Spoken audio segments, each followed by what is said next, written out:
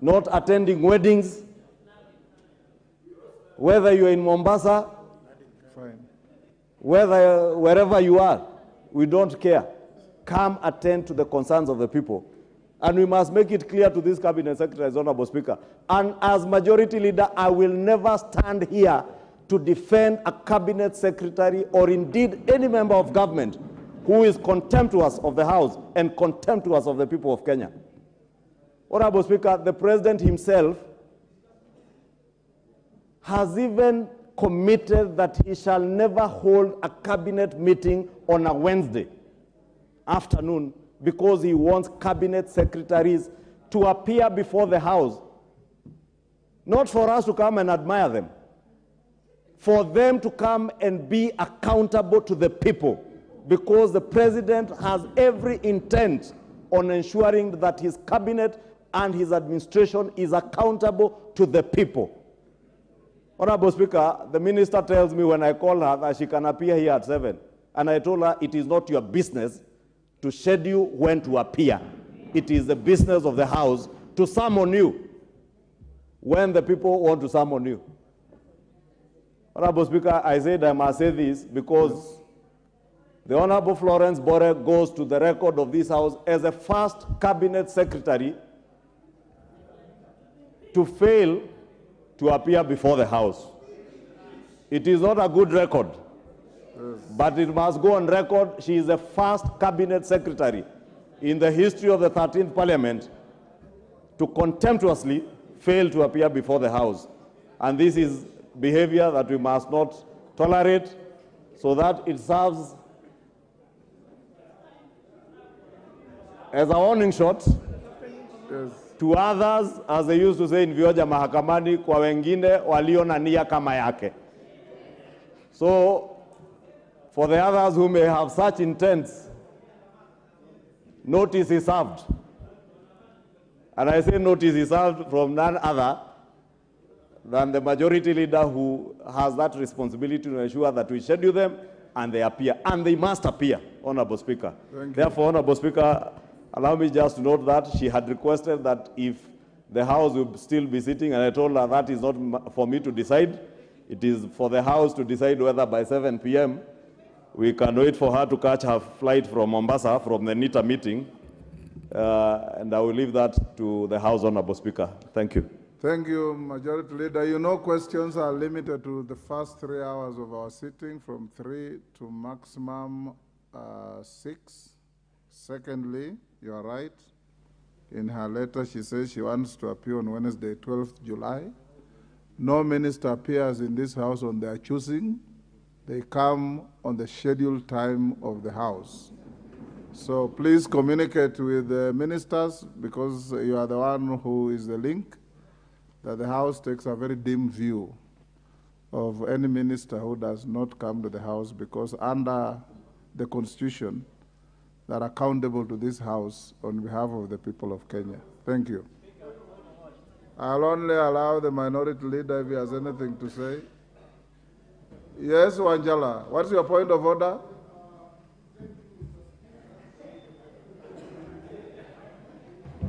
Yes. Mr. Speaker, first of all, I want to thank the leader of majority for the issues he has raised against that very minister. This is the very minister who sent police officers to frog march a member of parliament when she had grabbed a house belonging to the honorable member before she even paid for the house. She has no respect for the elected leaders. That is extraneous, Wanjala. Sorry? That is extraneous. She is very arrogant. She has no respect for the elected leaders, and it is this House that vetted her. We are senior than her, and it must be on the record that we, as members of parliament, will be moving a motion to impeach that minister. Thank you, Mr. Speaker. I'll only give the minority leader, and then we move to the next. Thank you, Mr. Speaker. Your leader will speak for you. Thank you, Mr. Speaker. I just came when the Honorable Leader of Majority was on his feet regarding this matter, Mr. Speaker. Ordinarily, I don't delve into matters of cabinet secretaries and their engagement with the House. But on this one, Mr. Speaker, I want to adopt in totality the sentiments that have been expressed by Honorable Chungwa and add that there's something that seems to happen to people once they go to the executive. There are people who are in the executive who previously were in this House, like this particular honorable lady. Once they cross to the executive, they acquire some holier than life, bigger than life status, and they think that they can lord it over everyone. Mr. Speaker, as a matter of principle, this is the organ of government that oversights the other organs of government. Mr. Speaker, we oversight the executive, we also oversight the judiciary in terms of their budget, and we oversight the independent commissions. So this message must go out very clearly and loudly so, that regardless of who you are, and especially if you happen to sit in the cabinet, you must understand that apart from being answerable to the appointing authority, you are squarely answerable to this House. And if this House invites you, everything else can wait. In fact, must wait. And you run here to address the issues over which you have been invited. Mr. Speaker, I have heard a lot of complaints from my members here. A lot of complaints from my members here regarding this particular cabinet secretary about how contemptuous she continues to treat not only members of parliament, but also the institution of parliament as a whole. This is something that cannot be countenanced, especially in the face of the 2010 Constitution, which bestows on this House enormous responsibility. Enormous responsibility. Mr. Speaker, let me say this, that if this House wants to protect its integrity, its credibility, and safeguard its independence and authority, it must use one such case as an example. Just take the boldest step and indict this cabinet secretary once and for all. Mr. Speaker, I will be more than happy. Honorable Chungwa, I'll be more than happy to second you if you are to move a motion here of impeachment against this cabinet secretary. And there are many. There are many, these kind of persons, these characters. There are many. Mr. Speaker, unfortunately, I don't engage with them, but my members do. But the reports I am getting is that there are a number of them who are behaving in a similar manner. We want to remind them, wherever they are, that you cannot wield any more power than people who have been elected by Kenyans and sent to this House to represent them and address the issues of concern to the whole country. You could be sitting in State House or in the Cabinet office, in your Cabinet Minister's offices, but you must understand that this House has got authority over you. This House. So I want to really plead, and I'm seeing this letter, Mr. Speaker. Mr. Speaker, this letter on the face of it is really insulting. This letter is dated 5th July, which is today. And I am told she was required to be here. I didn't know because I don't take much interest. But I am told she was supposed to be here today. If you got a letter inviting you to Parliament for whatever reason, either to a committee or to the whole House, for whatever reason, 3 weeks in advance, you cannot wait until the last minute and then you write to Parliament that you are engaged in some nebulous activity, in some dingy places. Mr. Speaker, you cannot do that. And in fact, I will be inviting, Mr. Speaker, as I conclude, I will be inviting my colleagues not to wait for the Honorable Chungwa to initiate that process. I would be inviting my colleagues, especially on this side, please proceed and initiate the process of sending this Cabinet Secretary home, and you will get my fullest support. Thank you. Thank you. I will not escalate that debate. I think wherever the minister is, she has had order. The minister has had very strong sentiments from the leadership of the House. And I'll order, honorable members, order. Order, honorable members. Honorable Ichungwa, you just remind the minister her responsibility and Article 153 of the Constitution. Order. We'll now have Minister Alice Wahome of Water, who is in the House. We'll move to that. Honorable members, and I want to thank the majority and minority leaders. This House is the center of the people's will. And ministers under Article 153 of the Constitution are accountable to the House. And the words of the Constitution say, whenever required, shall attend, not may attend or will attend, shall attend to the House. So, Honorable Chungwa, you are showing a good example as majority leader. And Wandai informed the minister that, and indeed all ministers, none of them comes to the House at their choosing. They come to the House when the House has material for them to come and attend to. So it's contemptible for a minister to write a letter and say, I'm not coming today, I'll come next Wednesday. She doesn't know what is there next Wednesday. Now we have the Honorable Minister for Water, Alice Wahome. We have about 4 questions for you. I want you to compose your answers. I should be done with you in an hour. Hold. The question must be asked first. The member for Alego Usonga, the Honorable Samuel Atandi. Thank you, Honorable Speaker.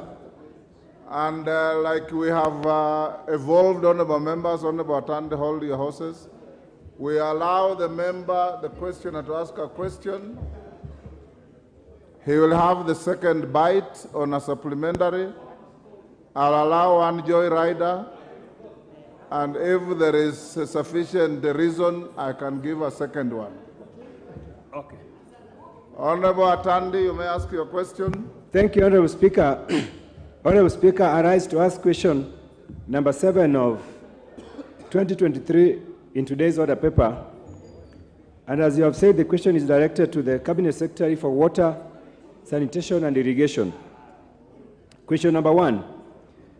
Could the Cabinet Secretary explain the steps that are in place to resolve the issue of collapsing dikes around Lake Kanyaboli, which caused floods in the area that displaced and destroyed property in Alego Usonga and Budalangi constituencies in May 2023? Number 2, could the Cabinet Secretary state measures being pursued by the government to conserve the lake in view of the fact that it is on the verge of extinction, despite being a source of tourism revenue for both the national and county governments of Siaya on account of its unique species of fish and its support to aquaculture and other associated human activities?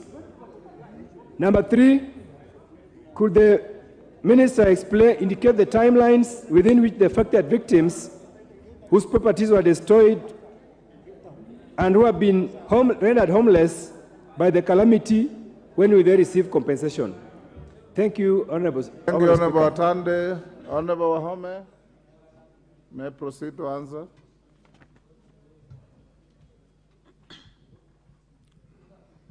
Thank you, Honorable Speaker. I hope the mood is good, Honorable Speaker. May I take this opportunity to thank the honorable members who have forwarded these questions. I'll make my response to the honorable member who has raised this question, the member for Alego Usonga, Honorable Samuel Atandi. Honorable Speaker, the first question was to explain the steps in place to resolve the issue of collapsing dikes around Lake Kanyaboli. Honorable Speaker, I wish to state that the flood control across the country is being implemented by the National Water Harvesting and Storage Authority. The purpose is to bring the effects of flooding to manageable levels by implementing projects that will reduce perennial flooding problem. Going to the question that he raised, Honorable Speaker, the Lake Kanyaboli is an oxbow lake found along River Yara. The river disconnected its course during the meandering stage, forming the lake. In 1968, the government of Kenya, in collaboration with Netherlands, constructed the retention dike to reclaim Yara swamp for agricultural purposes. The dike prevents water from the lake entering into the reclaimed land. Honorable Speaker, over the years, the stability of the dike has deteriorated. When the course to the lake got blocked, water gets its alternative route, and hence the breaking of the dikes, and submerge the farms, destroying, of course, properties along the way and displacing people. The ministry, through the National Water Harvesting and Storage Authority, Honorable Speaker, has put in place the following measures. One, restoration of old dike. The authority has resurveyed the old dike to ensure the narrow areas are expanded so that large volumes of water is contained within its course. The collapsed end or breached or broken section of the dike will be redesigned and constructed afresh to meet the functional integrity of the dike. We are also going to do dredging of the river channel. Due to continuous silting, Honorable Speaker, the river channel has also been affected by the silting. We will work on that to allow better flow and better depth of the river. Construction of the new dike in the areas where the water escapes and submerge the farms, the authority will survey, design, and construct new dikes. These measures will regulate the flow of the water downstream and protect people from the effects of the flood. The budget we have come up with, Honorable Speaker, is Kenya shillings 200 million, and this will enable the complete restoration of the dike to meet its full functional requirements. However, due to budgetary allocation constraints, Your Honorable Speaker, this can only be done in phases. In this financial year, 2023-2024 fiscal year, the government, through my ministry, has allocated Kenya shillings 30 million for the restoration of the dike. Honorable Speaker, we will be seeking the support of the honorable member and other members of this parliament or this parliament to support the entire budget along the year.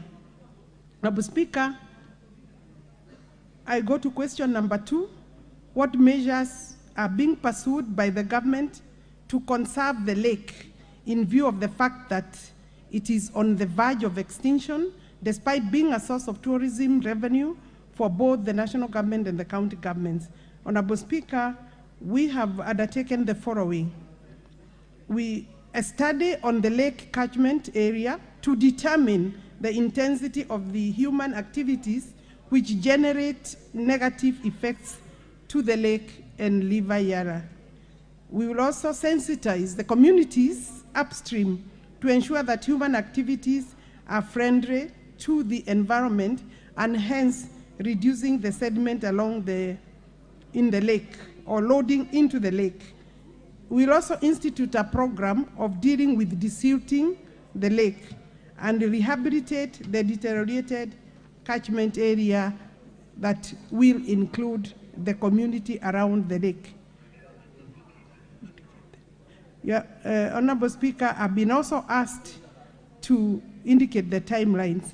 I would say it is immediate. The ministry is obviously not able to communicate to the question on compensation, Honorable Speaker. These are hazards, natural causes.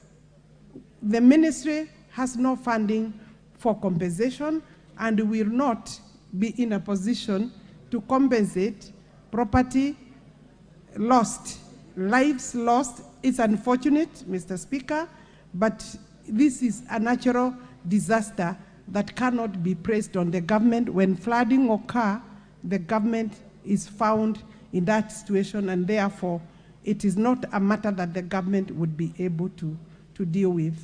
Thank you very much. Does Rollins and Fletcher apply?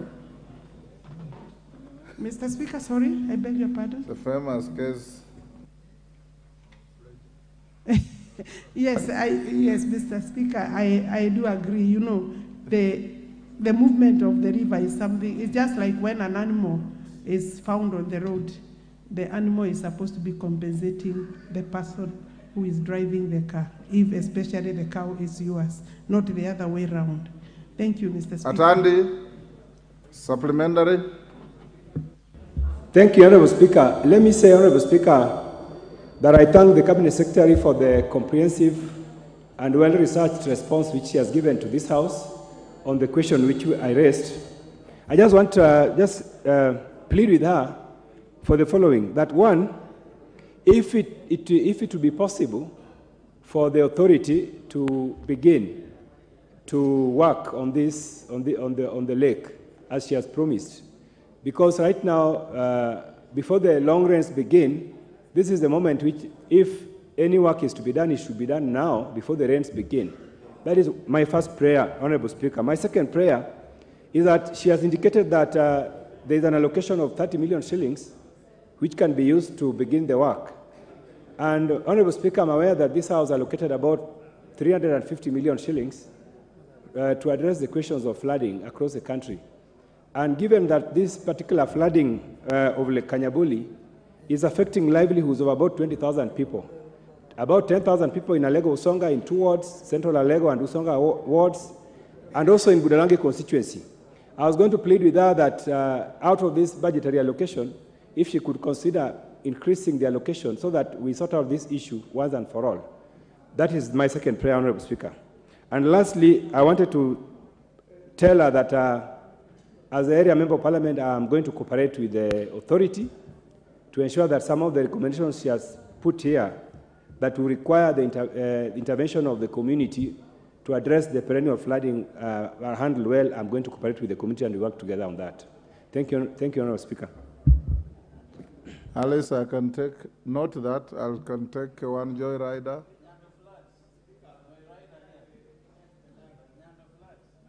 Yes. Honorable Okello.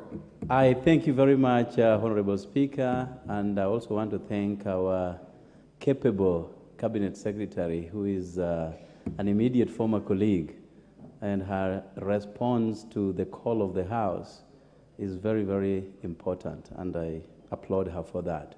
Honorable Speaker, Nyando constituency is known for nothing but flooding. In fact, all across the country, whereas we struggle to speak Swahili, but we have one lady with a begging emblem saying, Serikali saidia. every year. And Honorable Speaker, this is orchestrated by the perennial bursting of the riverbank, River Nyando, that causes great havoc to the people of that area. And every year, Honorable Speaker, we have to move to higher grounds.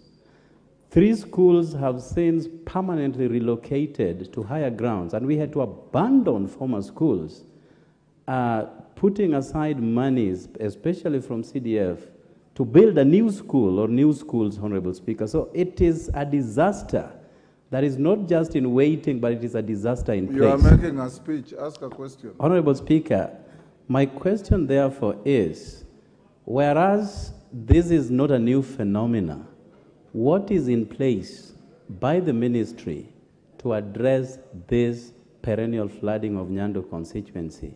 And again, there is a Tau Head, which is a small island at the mouth of the river Nyando getting into Lake Victoria, which should be dredged to also help address this menace, Honorable Speaker. So I would want to hear from Madam Waziri whether I need to go back home and tell them to brace themselves for the longest haul, or there are plans in place to help us address this once and for all, Honorable Speaker. And I thank you for the opportunity.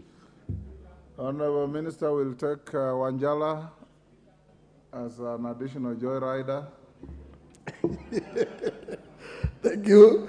Thank you, Mr. Speaker. It's unfair when we ask questions, you call us joy riders, because the question belongs now to the House, and any member is supposed to enjoy the joy, Wanjala. Ask the question. to contribute. But thank you, Waziri, who is our former colleague. And I remember I predicted to her that she will be a minister in the next government, and she will confirm that. And indeed, she is today. As she is aware, Budalangi is known for flooding from 2 rivers, that is River Yala and River Nzoia. And these rivers require training and dredging. In fact, on Yala, you cannot build dikes because it is already in the swamp. So the best thing to be done is to train it and dredge to allow the waters to move into the lake.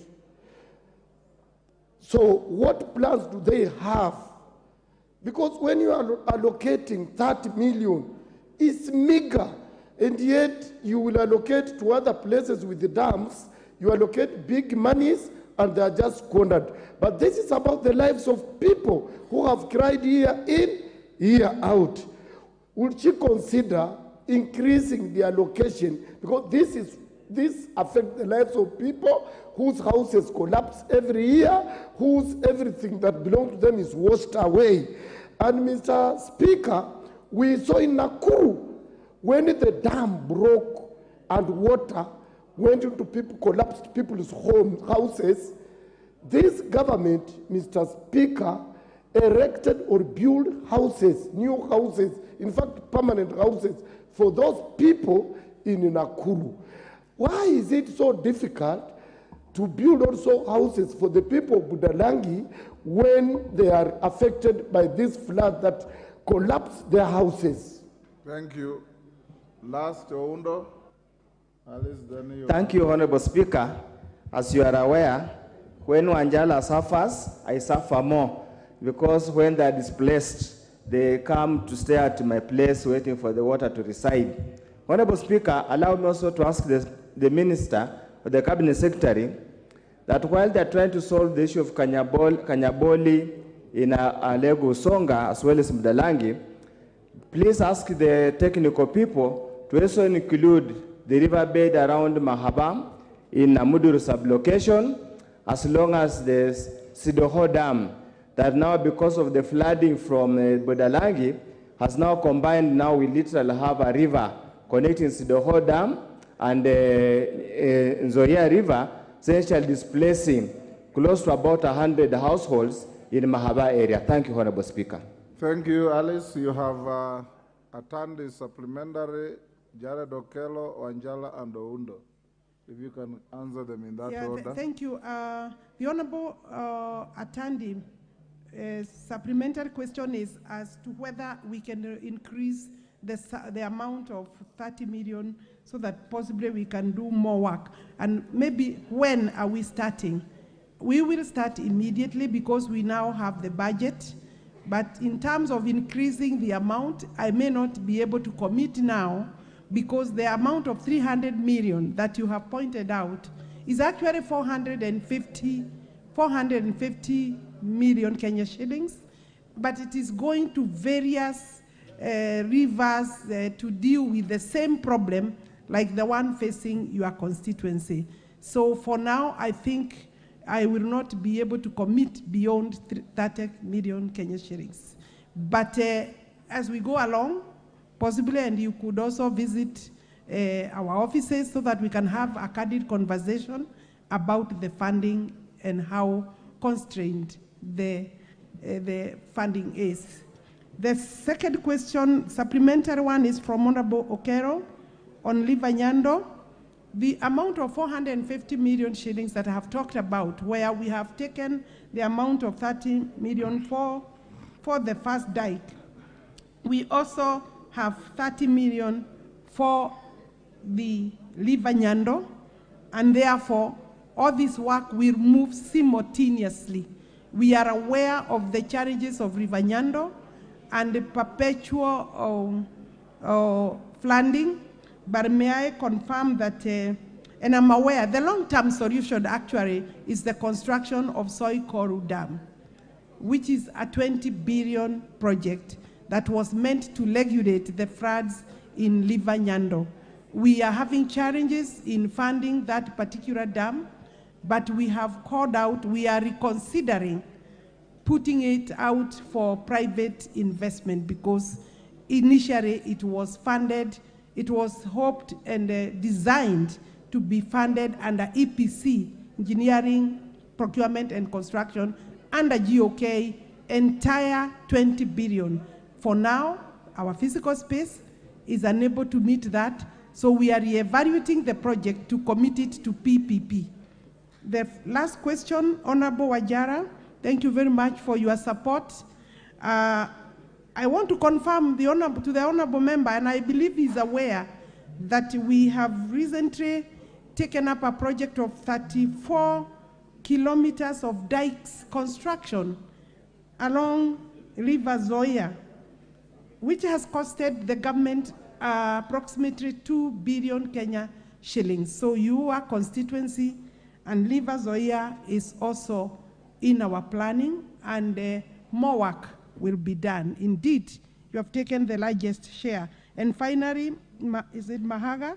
Honorable Oudo, I will look at your request, and I believe we have factored this particular one under this budget. If it has not been done, we will reorganize that particular budget because internally we can be able to do that for this specific flooding component. Thank you very much, Honorable. Let her finish answering Oundo's question, has she? She's finished. Yes, I have finished, Honorable Speaker. And because Wanjala, I have 4 other questions. the rules require that when you call out a point of order, you don't have to stand up until you have been given an opportunity to do so. What is your point of order, Honorable Wanjala? Thank you, Mr. Speaker. You know, sometimes you wear glasses, so I thought you were short-sighted. You may not see far. That's why I'm studying. But, Mr. Speaker, it was very clear that in Nakuru, the dam broke, Solai Dam. And we saw the whole government, this very government, went there, and then it reconstructed for the people's houses, permanent houses. In Budalangi and in Nyando, we have had floods, our houses collapsed, our properties washed away, our crops washed away. When we ask compensation, they skip those kind of questions. Would she be clear to answer what criteria did they use to construct houses for the people in Nakuru, and they are not able to use the same style to construct houses for the people of Budalangi? Yes, because there's another point of order here. Mr. Speaker, the Solai Dam tragedy occurred in December 2018. This government that is in place was elected in 2022. So here I'm raising on a point of order on facts. Honorable member for Butalangi Wanjala is not being factual. And I think a serious matter like that of people of Solai having been involved in a dam tragedy should not be trivialized by the member in such a way. Thank you, Honorable Speaker. Alice, can order, Wanjala, order. There is order, Wanjala. There is no altercation between you members. Alice? Thank you. Order, Wanjala. She's responding to your point of order. Order, Wanjala.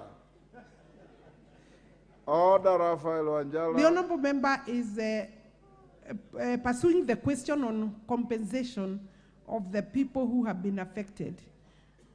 I had earlier said that it is not possible for the government of the Republic of Kenya, which you are part of, to be able to meet compensation claims for all people who may be affected by natural disasters, be they earthquake, lightning, floods, even sometimes the movement of earth.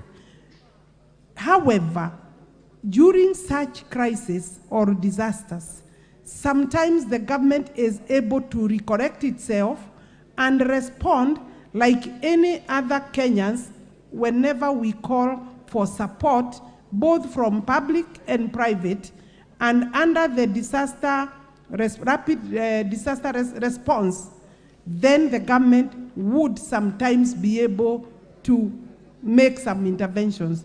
But on individual compensation, day-to-day flooding, that honorable member is expecting the government to do things it is not able. In any case, the government cannot be said to be liable over those kind of disasters. Thank you. Member for Ikolomani, Bernard Shinali.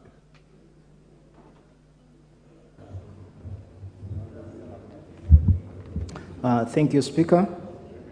I rise to ask question 158 of 2023 to the Cabinet Secretary, Water, Sanitation and Irrigation. Could the Cabinet Secretary explain why implementation of Moist Bridge Matunda water supply and sanitation project was transferred to North Rift Valley Waterworks Development Agencies, despite the fact that 60% of the project catchment area falls under Kakamega County, and critical stages of procurement, namely advertisement, award of tender, and project evaluation had been completed under the Lake Victoria North Waterworks Development Agency.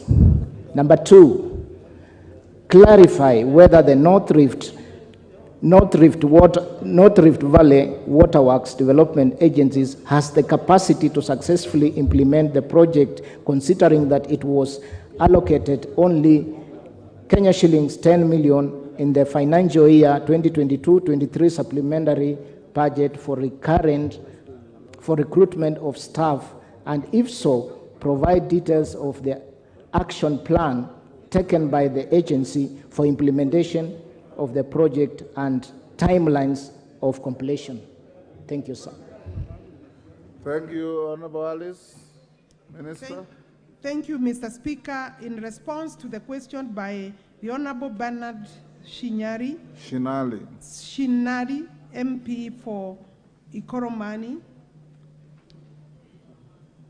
I want to go straight to the response, if I'm allowed, Mr. Speaker, in the interest of time. Go ahead. Yeah, Honorable Speaker, the first response to explain why the implementation was moved from one agency to another, and the agency that is now handling the matter is the North Rift Valley Water Development Works Agency. This agency is one of the 9 waterworks development agencies under my ministry. It was established by Gazette notice in 2020. You are right when you say that it was allocated money, 10 million for last financial year, but now we are in another financial year and it is still supported by the government.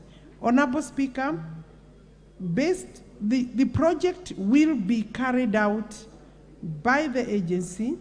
The procurement was done by the Lake Victoria North, but implementation of this project has been agreed that it will be carried out by North Rift Development Agency, Waterworks Development Agency.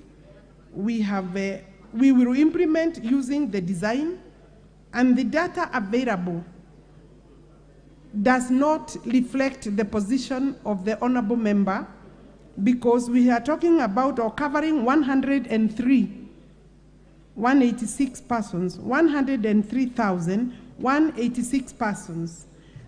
Because you say that 60% are from Kakamega County, and I really don't think we should profile these particular issues. 55,000 persons are from Moy's Bridge town, which is entirely in Uasin Gishu. That leaves a balance of 47,000 people. In total, the number of persons to be covered or who will benefit from this project, Honorable Speaker, from Uasin Gishu County is 74,552, translating to 72%. I have put in an annexure there to support that data. The intake and treatment plant are located in Trans Nzoia under the jurisdiction of Lake Victoria North, that is true, but the water will move on gravity. Going further, the main storage tank of 1,200 is located in Maji Mazuri, which is in Uasin Gishu. Treated water gravity, again in the same county, out of 5 storage tanks that will be constructed with this project are located in Uasin Gishu, and 1 storage tank in Kakamega. The rest of the project is located in the Milimani area of Uasin Gishu, Maji Mazuri, and the last one at Seleni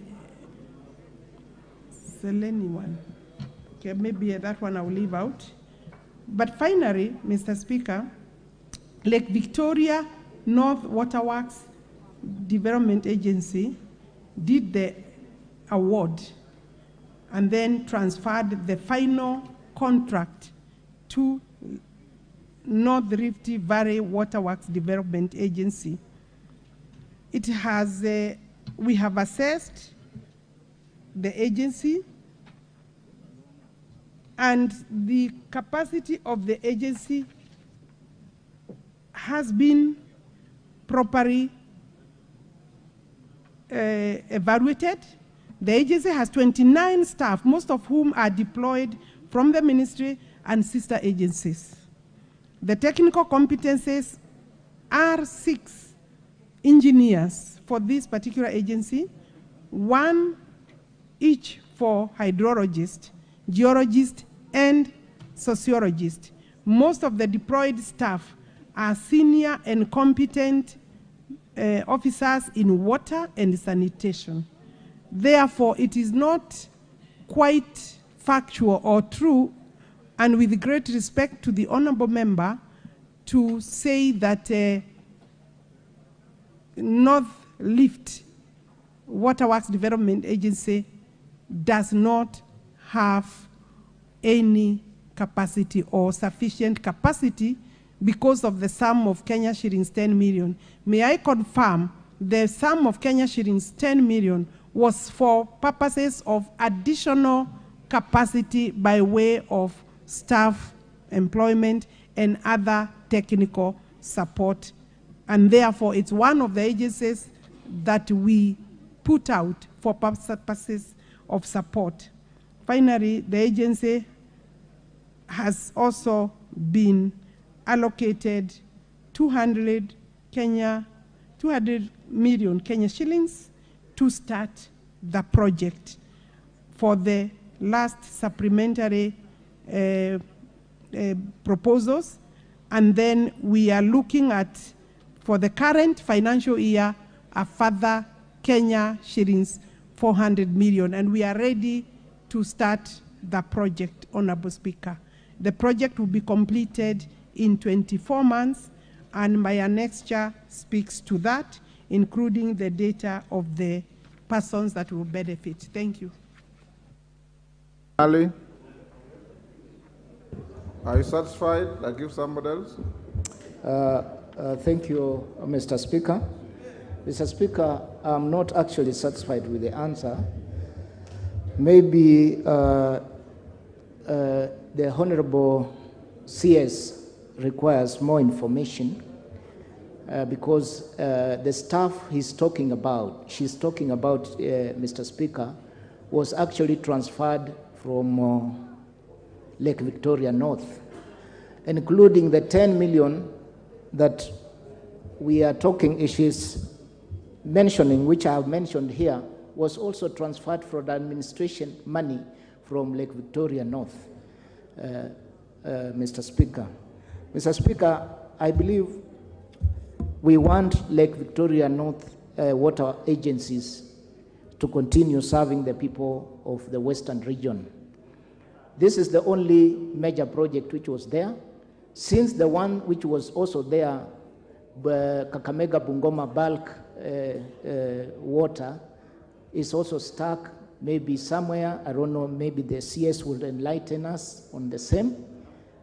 We are wondering actually, Madam CS, if this is happening, if Lake Victoria North is going to survive, looking even at the budgets which are there, and they have been moved to Lake Victoria North, to North Rift Valley Waterworks, Mr. Speaker. Innocent Mugabe.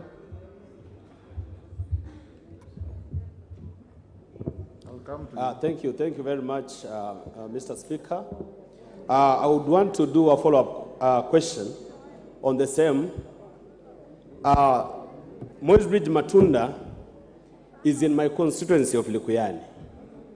And one, I think the CS is not well informed, or whoever gave her the data gave her the wrong data. I live in Moisbridge. When she says it is entirely in Wasingishu, the people of Likuyani may think that somebody from Wasingishu came to be their MP. So that one is not factual, because a very big chunk of Moisbridge is in Likuyani, Kakamega. Number two, this is a very emotive issue in Moisbridge and Matunda, because we have very serious boundary issues between Kakamega and Wasingishu. And over time, Wasingishu has been encroaching the Kakamega side. As we speak now, Mr. Speaker, we have a primary school in Moisbridge called Moi Township, where I schooled.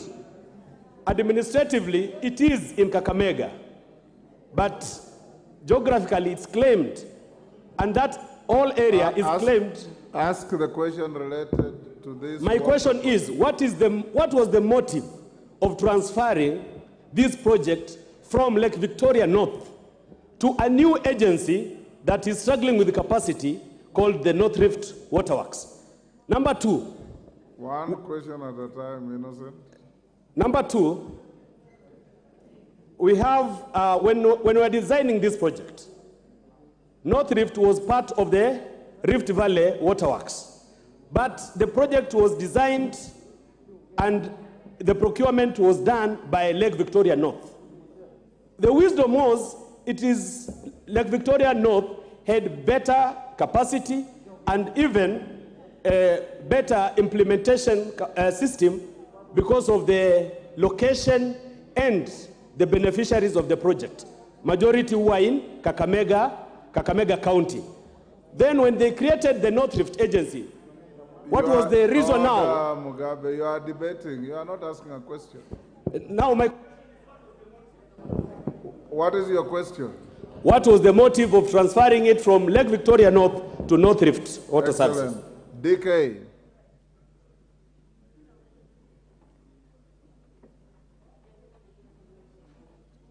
Member for Soy. Thank you, Mr. Speaker, sir. It's quite unfortunate that the member for Lukuyani has been discussing and has decided to IF part of Moist Bridge area into Lukuyani, but I want to state categorically that Moist Bridge, which is Moist Bridge Ward, falls squarely in Soy constituency, was in Kishu County. So I also want to state what the CSR said about North Rift Water Services. North Rift Water Services is a new water services that is handling that region. And that project, 75% of that project serves the people of Soy, that is the people of the entire Moist Bridge, which falls... Order, DK. Honorable member, this is question time. But I need to clarify because... We are asking the minister questions, and I've given you an opportunity to joyride on Shinali's question. So, both you and Innocent Mugabe are making speeches instead of asking questions. I will ask. Can you ask your question? Okay. My question to the CS is that looking at the volume, looking at the portfolio of the project, which is about 2 billion, and looking at what has been awarded so far, which is around, the last time I checked, it was 40 million, and now I'm hearing that it has been given another 200 million. When are we going to complete the project so that the people of Moist Bridge and the people of Matunda, which falls squarely in Soy constituency, can be able to benefit? Thank you. Yes, Junet. Mr. Speaker, the question that needs to be answered here is that what informed or misinformed the decision to change the works from Rift Valley North Water Services to Rift Valley Water Works, that is a new entity. No, what informed? Is it from Victoria North to... Yeah, from Lake Victoria North to to Waterworks, the new entity. What informed that decision? Is it vendor driven? What is the intention? The member for cases, Alice, take all those and answer them very quickly because we are running out of time. Thank you so much, Mr. Speaker, for giving me this opportunity to raise this question, especially pertaining North Rift Water Works. And since it has come to the floor for discussion, I want to pick up a question with the CS to tell the country, and more specific, the people from North Rift, that the spirit behind formation of North Rift Water Works was to address the challenges of waters related to the entire almost 8 counties that falls within North Rift. I want to know what plans are there to ensure that particular waterworks is capacitated enough in terms of staffing, in terms of resources, because we are endowed with several water bodies within that region. For so, like I says, we have Karita Dam, we have Kases Dam, that Lake Victoria developed some little works, but then it is incomplete. What plans are in place to resource North Rift Waterworks to its full capacity in terms of employing staff, in terms of giving adequate resources, so that water challenges can be addressed in that region, in that spell to the ladder? Thank you so much. Thank you. Bukose. Thank you, Honorable Speaker.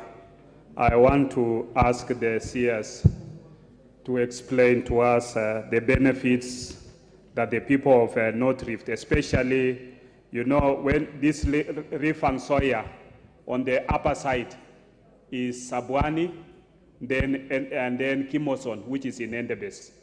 How do the people in the upper part of the Rift and Soya, now that we were neglected by the Lake Victoria North, how are we going to benefit? What are the benefits that the people of North Rift, especially in Endebess, Kwanza, and parts of Kiminini, which are along that river, going to benefit from the new body?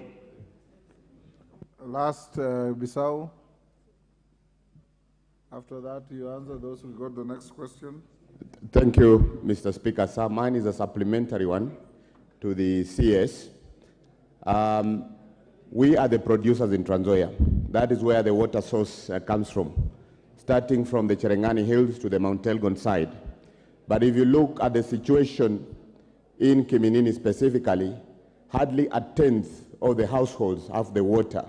Now, we would like the CS to assure us, even as she thinks of the restructuring, that she will consider the producers, because most of those pipes, when you're distributing the water going to the North Rift, to the Eldoret side, or to the Kakamega Bungoma side, they come through Kiminini. So we would like the minister to reassure us that since this is the simplest and cheapest installation, that people of Kiminini are going to be assured that they have the water before it's actually distributed to the other areas. Thank you.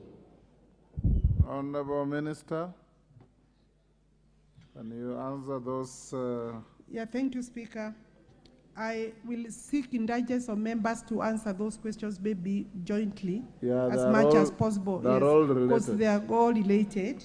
But I could start with the last one about Kimilili and say that once a project is designed and it has been implemented, it has started the journey of implementation, procurement is complete.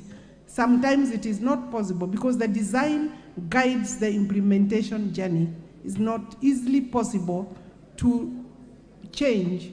However, the honorable member might want to visit the ministry so that we look entirely at the area that he has raised the concern and see what plans we may have as a ministry or what plans we can take on board to deal with the concerns of that particular community. The honorable member Bukose also is following on the same. The upper part of this particular project, jurisdiction of this project, do not seem, and in fact, the North Rift area as a whole, because the need for the North Rift as a Waterworks Development Agency was because the Lake Victoria North was covering a very big area, and ownership issues and implementation challenges, including maybe neglect because of the huge region that it was covering, made it necessary or justified the need for the new Waterworks Development Agency. The agency is here with us.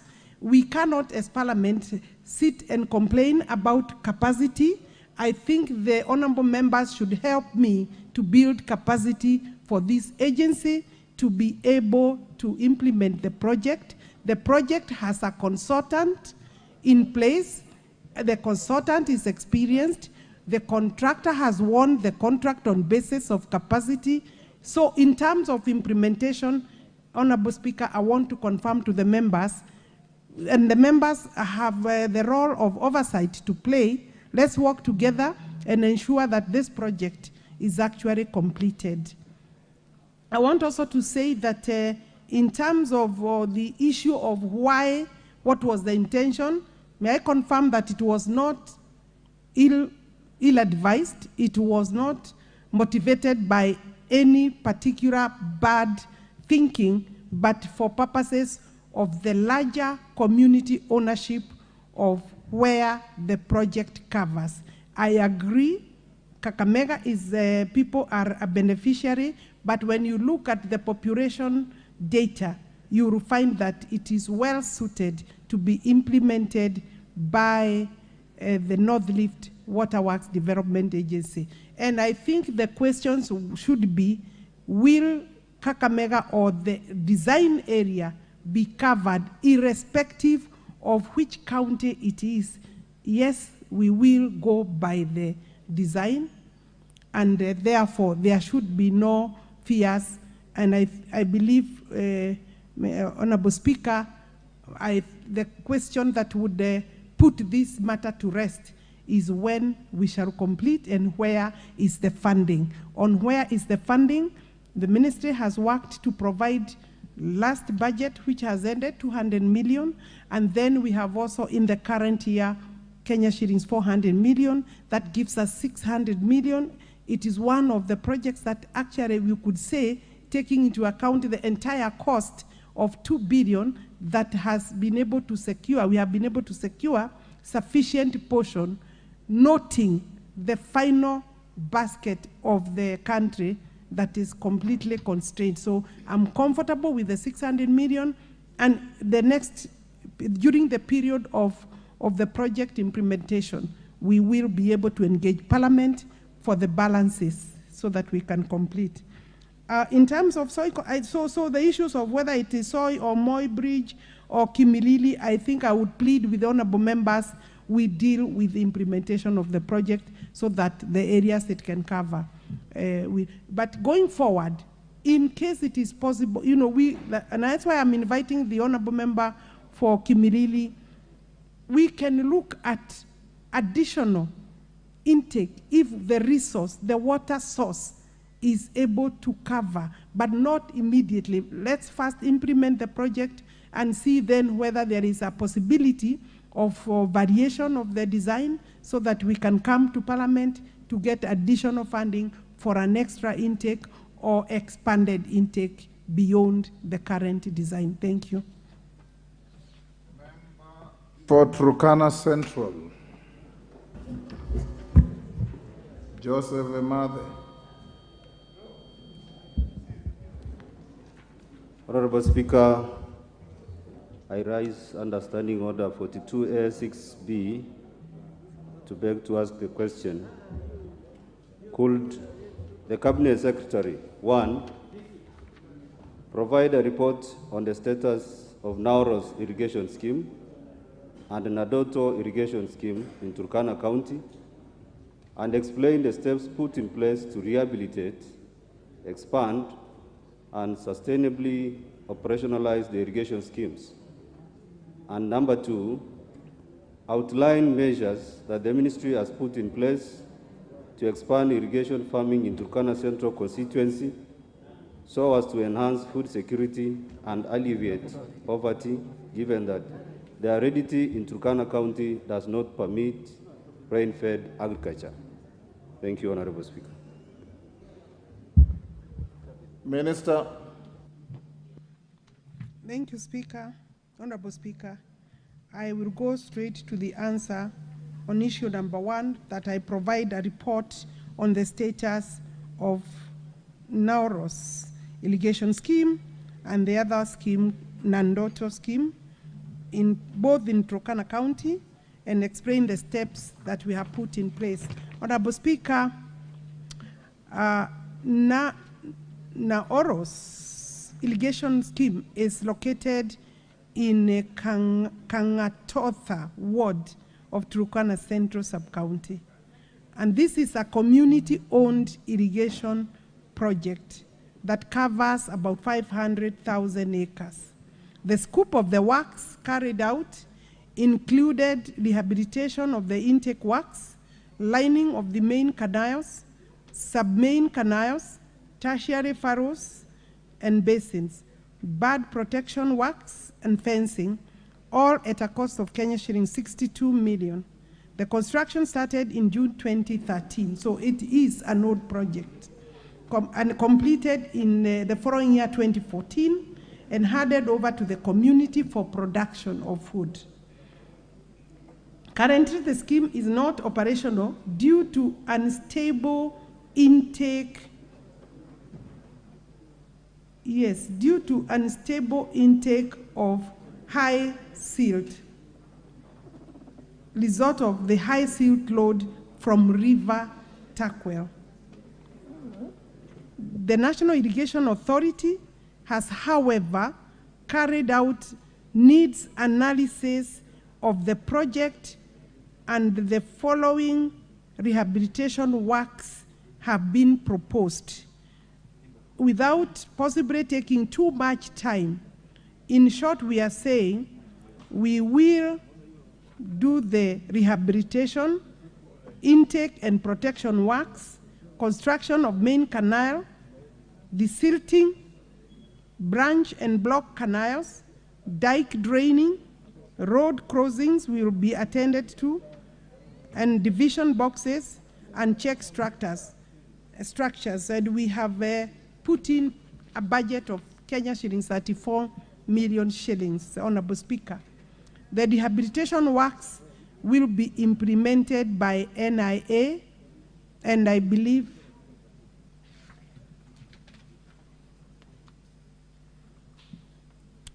Honorable Speaker, we have provided for both schemes, the next one that I'll go to, Kenya shillings 50 million to commence the work that the Honorable Member has concern about.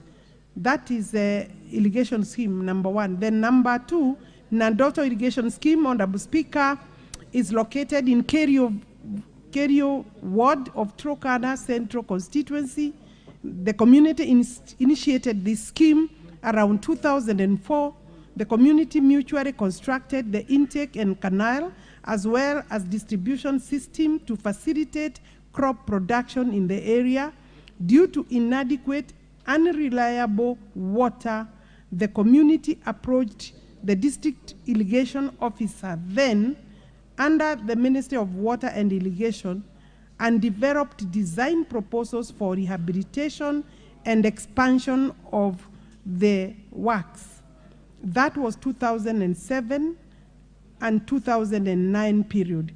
The implementation of the proposal was affected by limited funds. The project proposal was then submitted for implementation under the expanded National Irrigation Program undertaken by NIA. The scope of the works include rehabilitation of intake works, lining of the main canals, sub-main canals, tertiary, and as shown there in my response. This scope was expanded to cover 25 acres, was expanded from 25 acres to 500 acres and to benefit 1,200 households at an extra cost of 79.8 million shillings. And the project implementation started in 2013 and completed in 2015 and was handed over in August 2015 to the community. May I say it is still a community project. Since its completion, the project has been affected, as I said, by high silt load from River Takwel, and hence optimal performance of this project is in question. And further, it has been infested by the famous Mathenge, or infamous, sorry, Mr. Speaker, Mathenge plant, and that therefore has reduced production for this irrigation project. We have done our studies, and we have, Mr. Speaker, given that in my response, I believe the honorable member will be able to pick up what I have said in response, and the total cost of the intervention works that we shall undertake through NIA cost Kenya shillings 42,350,000. And I have said, in total, that particular irrigation scheme and the other one are covering about 80 million shillings, an amount that we have so far secured Kenya shillings 50 million, and therefore we will be able to proceed with the intervention works to see how these two schemes can come back to full production. Honorable Speaker, the other question was what measures the ministry has put in place to expand farming in Turkana Central constituency so as to enhance food security and alleviate poverty. Ministry has carried out a needs analysis to Turkana Central and identified that there is urgent need, and we all know, to ensure that existing schemes are functional, that is one, and that they are productive. We are also in Irrigation working together with the county government, identifying new areas for purposes of irrigation, and as a policy, you are aware, the direction of the Kenya Kwanza government is that we want to put under irrigation close to 1.8 million acres. Turkana County is on board towards that effort, and therefore looking in for collaboration with the Parliament because of the crucial role that Parliament plays in terms of funding. It is possible then to have additional land for irrigation, but also revisit all the existing schemes for expansion for better enhanced production. And for these particular two projects, we are moving them, as I said, to each have 400 acres put under irrigation, and we are planning also to undertake an immediate inventory mapping of the existing schemes, potential areas, as I had said, and the honorable member will be advised when my team goes to the ground for some of those interventions so that we can have the participation of the honorable member. Thank you, Mr. Speaker. Thank you, Emade.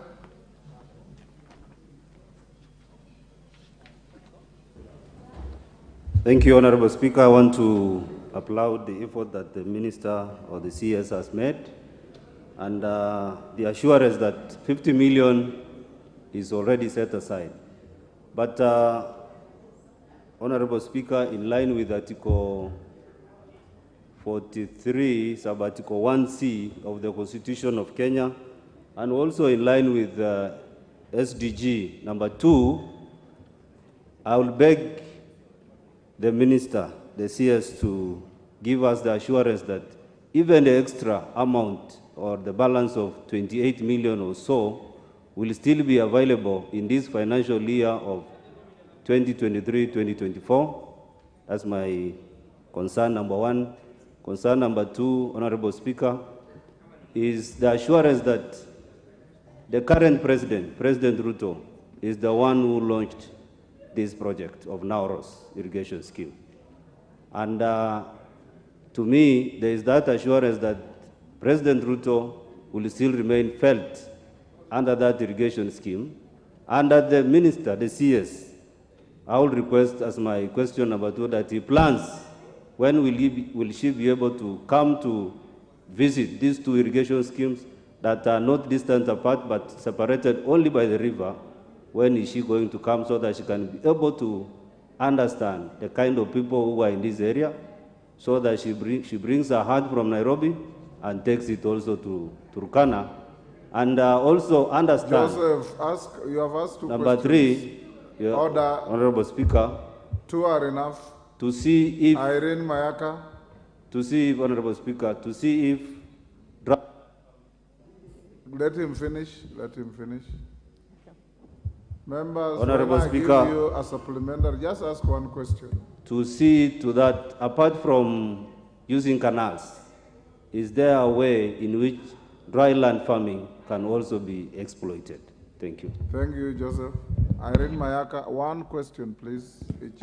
Thank you, Honorable Speaker. And yes, I do have one supplementary question to the Cabinet Minister. Mine is a follow-up on an issue that, as Nyamira County leaders, we had sought audience with the Cabinet Secretary regarding the issue of having our own water and sewerage company, because currently we are sharing one with Gusii County, and I'd just like to know from the Cabinet Secretary the status of our request to her. I thank you. Professor Phyllis.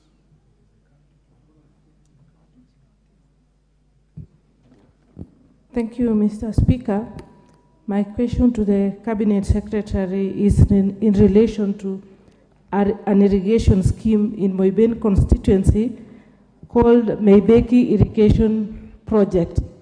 That project had been designed last year and had been tendered, but all of a sudden it was stopped. I don't know for what reason, so I'm seeking for a clarification from the CS. Thank you, Mr. Speaker. Thank you, Jeanette. Mr. Speaker, I want to ask a supplementary question in the form that, Mr. Speaker, there are many irrigation schemes that have been started in this country, in different parts of the country. Even where I come from, there is Lower Kuja irrigation scheme. Mr. Speaker, these irrigation schemes, since they were started, all of them, all over the country, and a lot of money appropriated by this House in form of budgeting, no single crop has come out of those irrigation schemes. There's nowhere they feed anywhere, any people in this country. So, Mr. Speaker, they're almost turning to a scab, to a biggest scandal in the country. What will the minister do this time differently, so that at least we can have a single bag of maize from these irrigation schemes? Rueda, Alice, those are very short questions. I want you to take the shortest time possible. Okay, Bwana Spika, swali langu kwa waziri, ana mipango gani kwa watu wa Lamu Mashariki kwa upande wa unyunyizaji? Kila maeneo bunge tunasikia kuna unyunyizaji. Sisi pia watu wa Kiunga wanaweza kunyunyiza, na kuna bawa kule ambalo tunaweza, wanapanda sana matikiti maji. So na pia Lamu Mashariki kwa jumla, mipango ya maji kutoka Tana Delta kuja Lamu Mashariki imefikia wapi?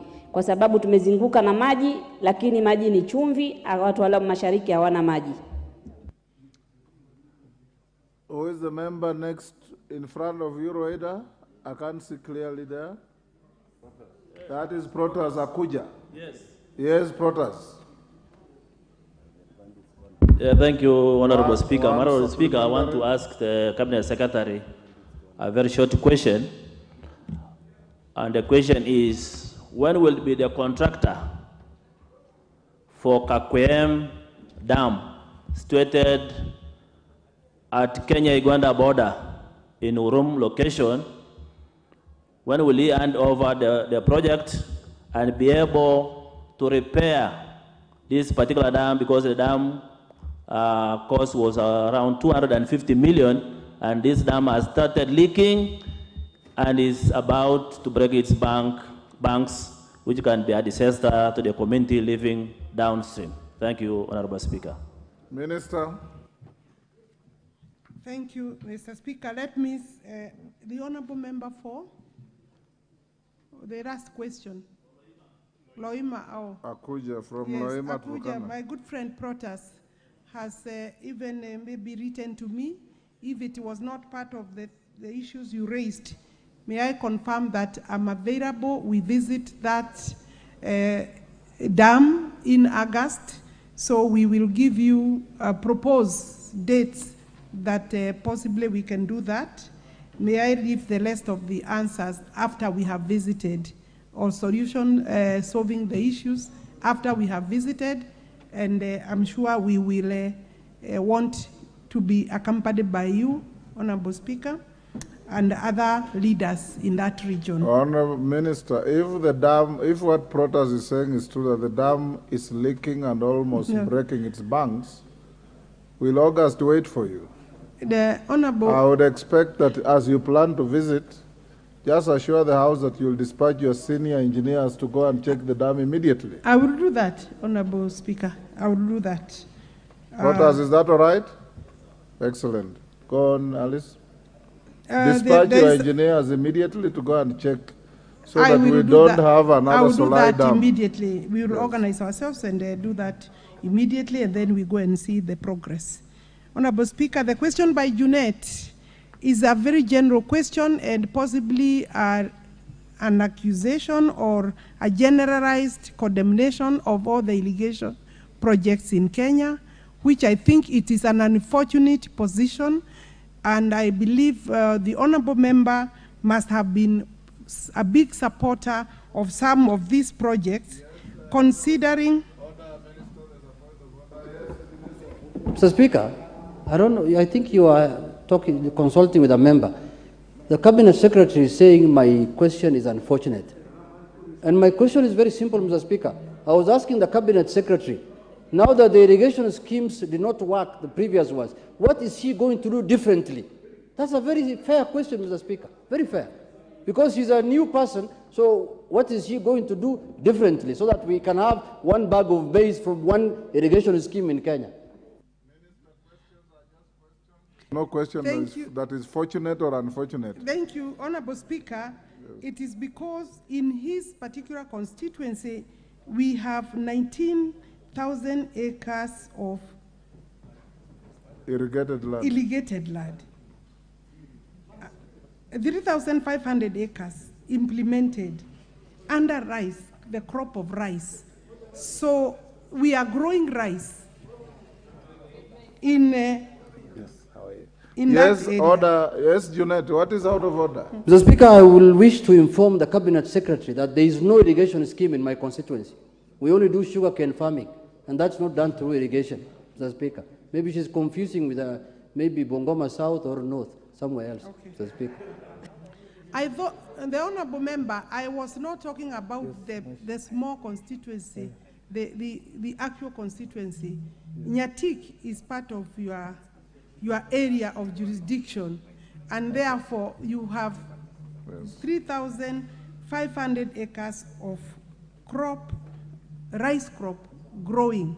So, and I don't want to talk about Bura, which is continuing, and we have plans to expand. I think your question was, what plans do I have to make them work better? And therefore, we have plans to expand, raise funding for expanding the existing by increased acreage, and of course, better production will be expected. We have rice in Mwea, we have smallholder farmers under irrigation, and therefore I think I would plead that we get your support to increase more acreage under irrigation, and of course come up with issues like inputs, implements, fertilizers, money for fertilizers to improve and increase production. The ministry hopes by the 5-year term that we have, we are able to reach 1,800 acres of irrigated land. There are several other questions that were raised. Honorable Mayaka, issue of Gusii County. She just, when are you giving, she says, where are you separating them from Kisii as Nyamira? I don't know whether you, Honorable Member, you are referring to an agency under the agency, the Water Development Works Agency, which are under my ministry, or you are seeking a separate company, you know, the Muascos and Muswascos, for example, in Muranga, or Ruasco, or, you know, if it is a water service provider company, that is determined by the governors when they need, because they are the ones doing water provision. In terms of a new development waterworks agency, we will not be able to come up with a new one, but we can improve our reach in case that particular area is not filling the work of the agency covering. And you are under Lake Victoria South Water Works Development Agency. That we can have a conversation on.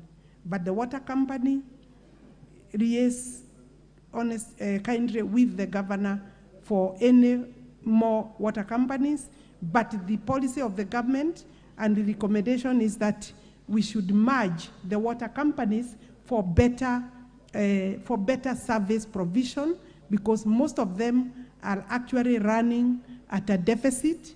We have about maybe about 100 billion Kenya shillings incurred and unpaid to the national government and our partners through the water service provider. So we're not recommending increase, further creation of water service provider. We want to improve the governance system for better service delivery. I hope I have covered the question of whether we can raise an extra, the 80 million we are talking about, Honorable Member. We will have 50 million for this year. I think that's very good. But because the balance is a small amount, that is something we can have, we can include, possibly if Parliament allows, because you are the ones who do appropriation, budgeting and appropriation, have it included in one of the supplementaries as we move along. But it is possible and it is doable. You have missed one from Lamu, that when are you going to have a scheme, yes, an irrigation program in Lamu?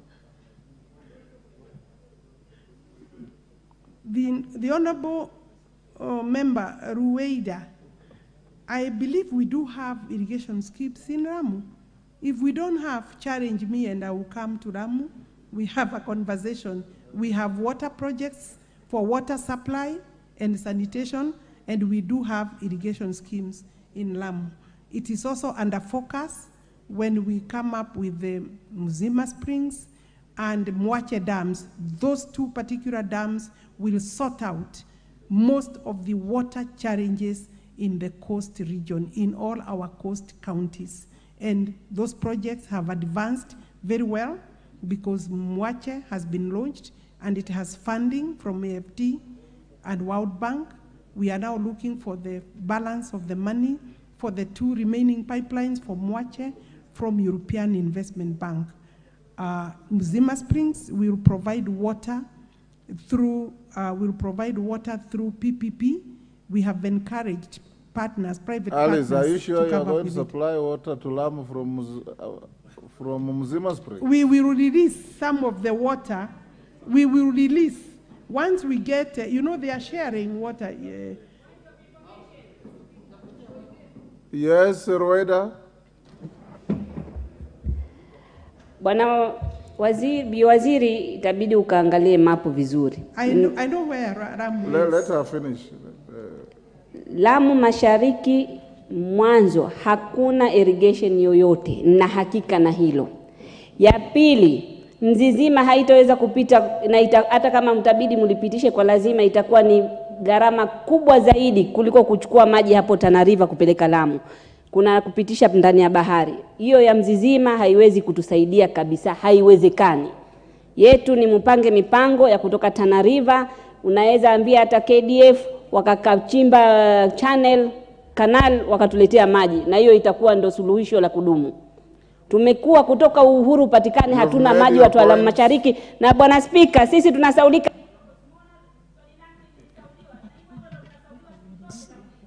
Roeda, si nimekusaidia kulifufua? Yes, Alice? You're done?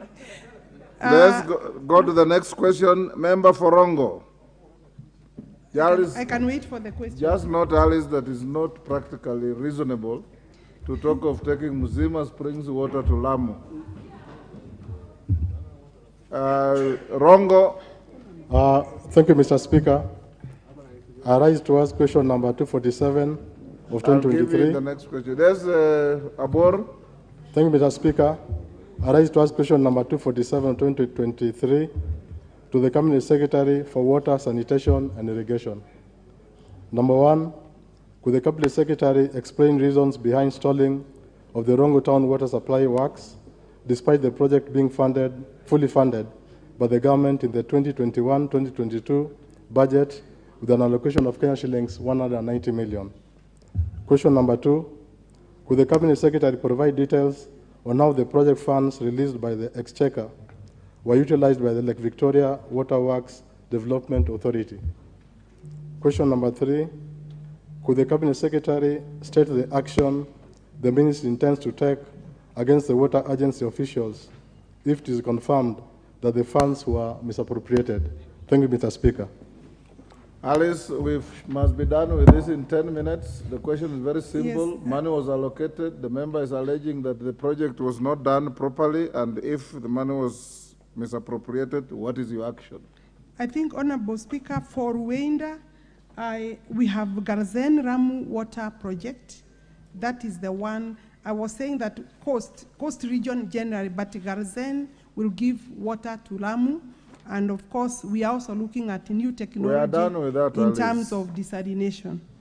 Finally, the last question, Mr. Speaker, money misappropriated. The money was not misappropriated. About 107 million Kenya shillings was released.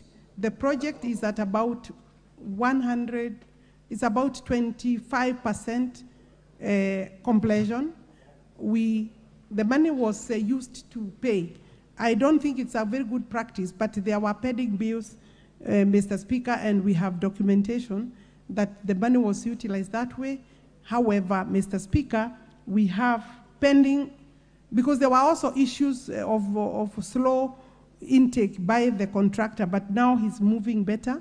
We have provided for that money, and the project will be done as scheduled. In fact, we expect that this project will be completed by December. It is scheduled to be completed by December. We are putting in a higher gear than it was. Thank you. And money is available, Mr. Speaker. Abor. Thank you, Mr. Speaker. Let me first of all thank the CS for confirming that the project was actually fully funded to the tune of 170 million.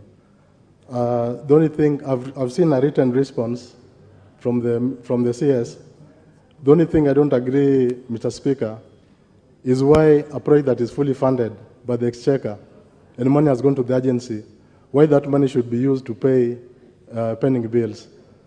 The CS is a distinguished advocate, and she's been a member of this House.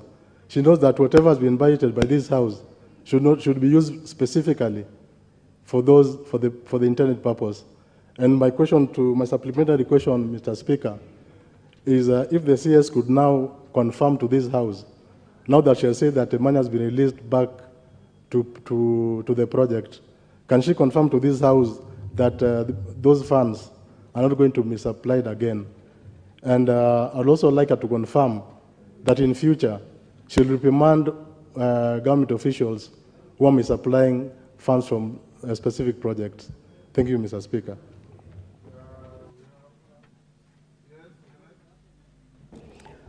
Mr. Speaker, in relation to Rongo, where I am the neighbor, Mr. Speaker, I wanted to ask the Cabinet Secretary that Rongo constituency and the whole of Migori County does not have any sewer, Mr. Speaker, since independence. Mr. Speaker, the last census, that's a county that has a population of over 1 million people. And even in the former municipality area near where the town is, there is over 300,000 inhabitants. Mr. Speaker, can you imagine people of that magnitude using pit latrines since independence, the kind of disease that can occur in that place, diarrhea and many things? People are using pit latrine and septic tank. Does the Minister, the Cabinet Secretary have any plan at all whatsoever in the near future of giving Migori people a sewer line? Member for Manyata.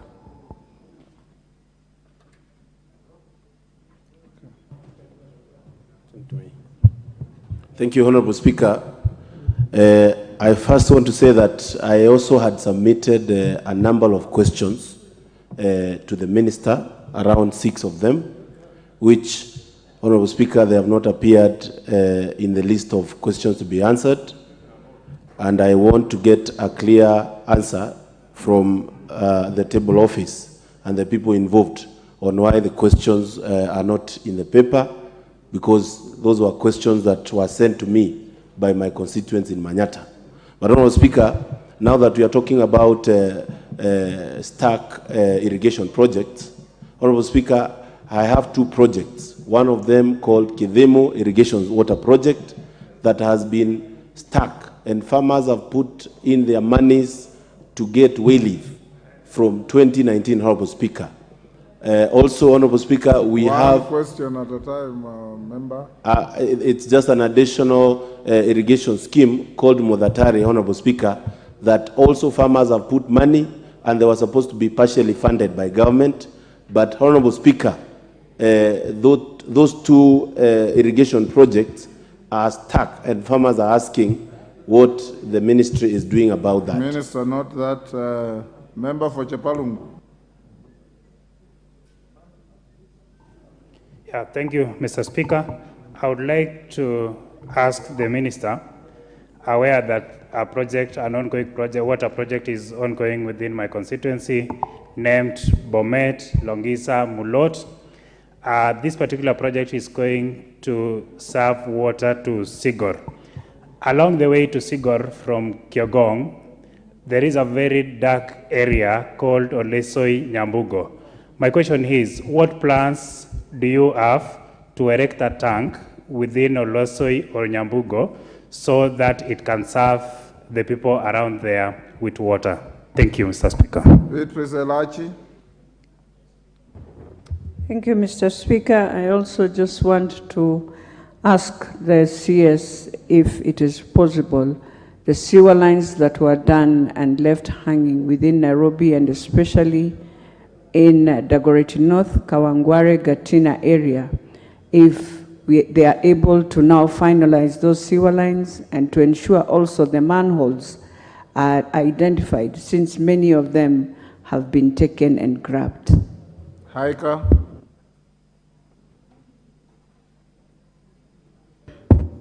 Thank you, Speaker. I also want, now that Mzima Spring has been mentioned, I wanted to ask the Minister, Mr. Speaker, what is the progress of Mzima 2? And again, I also want to ask the Minister that there's an old pipeline that is being repaired, and it is said that the pipeline is going to replace Mzima 2. How true is that, Waziri? Thank you, Speaker. Zamzam. Mheshimiwa Spika, mimi ningependa kumuuliza waziri atuelezee mradi wa Galana Kulalu imefikia wapi, kwa sababu tumeona wale ambao walitoa msaada kufundwa wanalalamika kuwa wamekuwa wakiwekeza pesa zikipotea na kule watu wengi wanahangaika chakula. Kwa hivyo ningependa kuuliza mradi huu mpaka sasa umefikia wapi, Mheshimiwa Waziri? Asante. Farah Maalim. Alice, those are very short questions. I want you to take the shortest time possible. Mr. Speaker, I also wish to add my voice. There was a master plan for, water master plan for Northeastern Province way back, or the North in general. And the underlying principle was to see how the surface runoff water can be harvested, because that is an area of this country where the rains are always short and we always have one drought cycle after the other.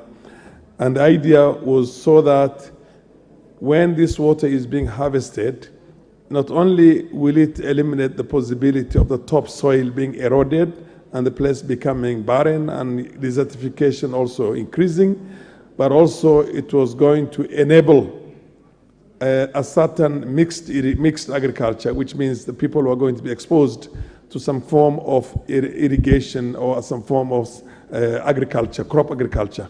Can the minister put some bit of light, even if she doesn't have all the information on this, and tell us when maybe I could even personally see her and we see how that itself is formulated within the ministry and what are the plans to put it into effect in the future? Thank you. Minister, can answer those. I want you to do that in less than 10 minutes. Thank you, Mr. Speaker. May I start with the Garana Kuraru? Garana Kuraru project was funded, and we did the first phase of 10,000 acres, and the trial stage for the maize growing occurred, and of course there were many challenges, including compression challenges by the specific contractor.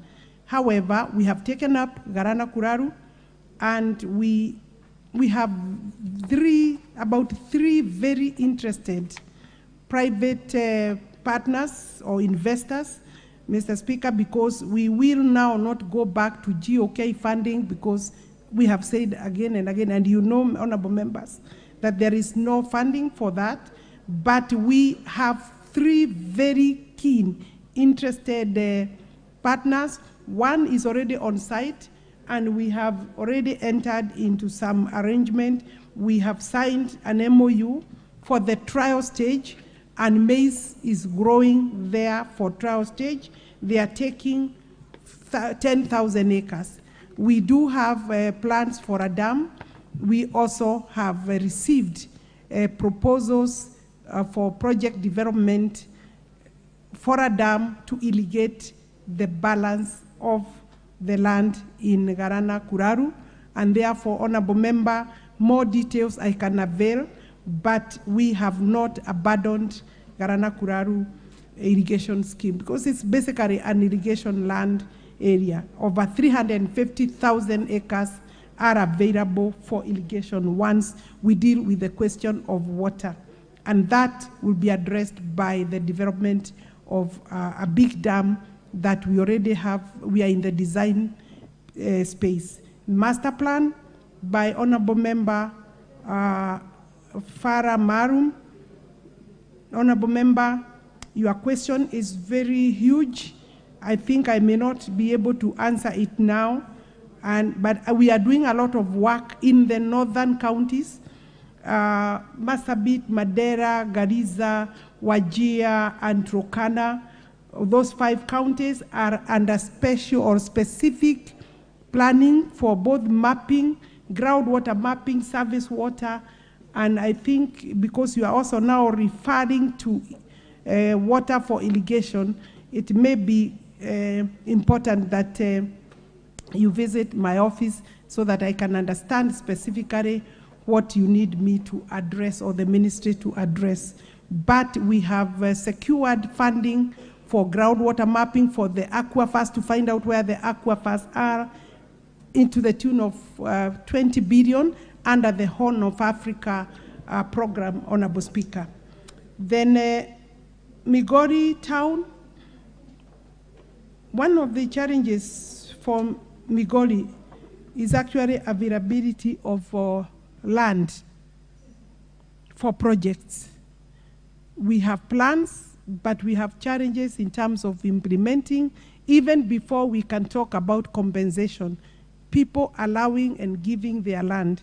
So we do have plans for Migori town, water and sanitation. And if you like, you are welcome to the office. I will avail the technical people to give you more information on where we are.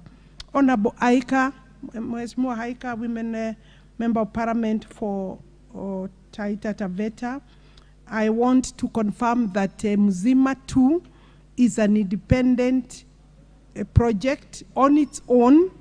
It has no connection with the current pipeline. The good thing for us is that we shall use the existing wayleaf for purposes of the Mzima 2, and therefore we have no charges of land claims or RAPs. And once we agree with the private investor interested, then we shall be able to commence the project. It's a high priority project. And therefore, the pipeline for the petroleum, the old pipeline is not our pipeline. So we are working on the Mzima 2. Cheparungu, I think you're asking when we shall do a tank. I do not have that answer now. We can give you that answer later, but construction of a tank is something the national water harvesting can be able to factor in depending on the volume that we need, and therefore within the year we can possibly accommodate that, even if it is planning and budgeting, and then wait to secure funding. Kithimu and Mudatari were irrigation projects. The honorable member wants to know why they are stuck. Where is that answer? May I say that maybe this is something that I need to get informed about by my teams, and because the projects, I think it is just poor work by the contractor, but I would rather give the honorable member more information, and I agree that I will forward that is something we can avail to the honorable member, including what intervention I, as a minister, will take to ensure that those projects are completed. I believe any person have left out their question? Who? Which question? I think I have covered all the questions. Honorable Speaker, if you allow me, the sewer lines in Nairobi. Yes. Just finish that, then we release you to go to another. She asked that there are some... yes, some hanging, lying around of, I think, abandoned sewer lines sewer that have not been completed. I would rather that I give the honorable member a more comprehensive answer, because that question has been floated now. But I know that we are working on some of the destroyed pipes that were destroyed during the construction of, for example, the expressway and other areas. So I could maybe cover all that during the response to the honorable member. She's my friend, and actually she can come into the office like every other member, and we can address that. Thank you. Okay. Thank you, Speaker. Honorable members, I want to end here with this minister. I thought I would just get Honorable a crap. Mulher, you... Yes? Alice, the member who is standing now, Honorable Mulher, says she had a question which doesn't appear on the order paper. I don't know if you have her... Maybe it's from Mandera? Yes. Yes, this was like, I think the Honorable Speaker, you had said you will allow, is it a supplementary question? There was a question that came late. As is a substantive question, is not supplementary. It came only yesterday. Oh, it came to us yesterday. Honorable Member Umulker Kasim. Yes. I have some maybe response that could give her. She has not even asked the question. Okay. Honorable Speaker, I can clarify. Yes. She already has the question. She very well may have the question. What I'll direct is that because we have an order, Mulher, I'm not giving you the floor yet. So that we do justice to your question, and members who have questions that are burning, we have the Minister for Lands coming. I want to direct the clerk that immediately after the short recess, the first Wednesday, we'll invite the Minister for Water and give her 1 hour to deal with the questions that are burning among members. So please hold your horses so that we can have Alice here the first Wednesday after the short recess of 2 weeks. We'll give you an hour to come and answer questions. Omulheri's question, the member for Manyata, and all those who have questions like Makali Mulu. I'm not allowing you now. What is the... Yes? Yeah, Honorable Speaker, I want just to alert the Minister that also Kitui Town sewer line is also not operational. Yes. So she can also come with a report on what is happening. Excellent. What is who is the honourable member there? Member of Parliament, Makueni constituency. Yes. And my question is on Thwake Dam. I wish to thank the CS for visiting Thwake Dam in our first days in office. And we had a very fruitful consultative meeting where she assured us that 2 major activities will be done for Thwake Dam. One was the issue of cleaning, making sure that the water is clean in Thwake. 2, having the design done, because by June 2024, Thwake will be operational. In the last 2 months, Thwake has been closed down. And I was just wondering, does the dream still exist? Thank you. Alice, just note that you'll answer when you come back after recess.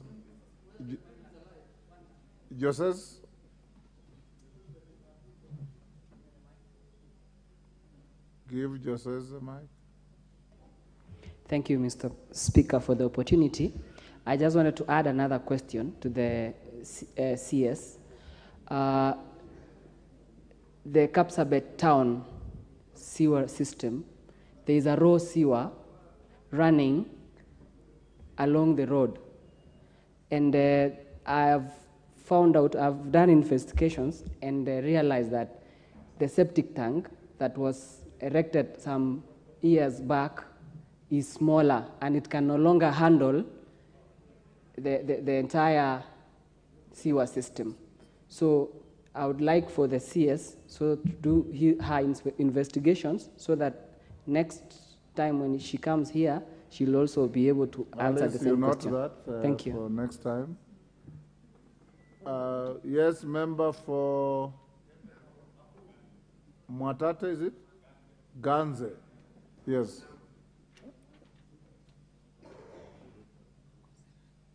Give him the mic. Alice, you just note that for next time. Give him the mic. Yeah, there you are. Okay, thank you so much, Mr. Speaker, for giving me this opportunity. Okay, this is a follow-up to the question that has been asked by the women rep for Taita Taveta, Lydia Haika. It's on the Mzima 2 project. And I'm glad that the CS has confirmed that this is a priority project for the government. So my question will be, because there has been grapevine that this project is not going to serve Mombasa alone, but it's also going to serve Ganze. And I'm glad the CS made a visit to Ganze in April, and she knows the water situation that we have in that constituency. So my question is, because there's a rumor that this project is going to pass through, the pipeline is going to pass through Ganze. So I want a confirmation from the CS whether this is true or it's just grapevine. Thank you. Okay, Alice, you've heard that rumor. You come with it next time. Member for Nakuru Town East. Thank you, Honorable Speaker. I have only two issues.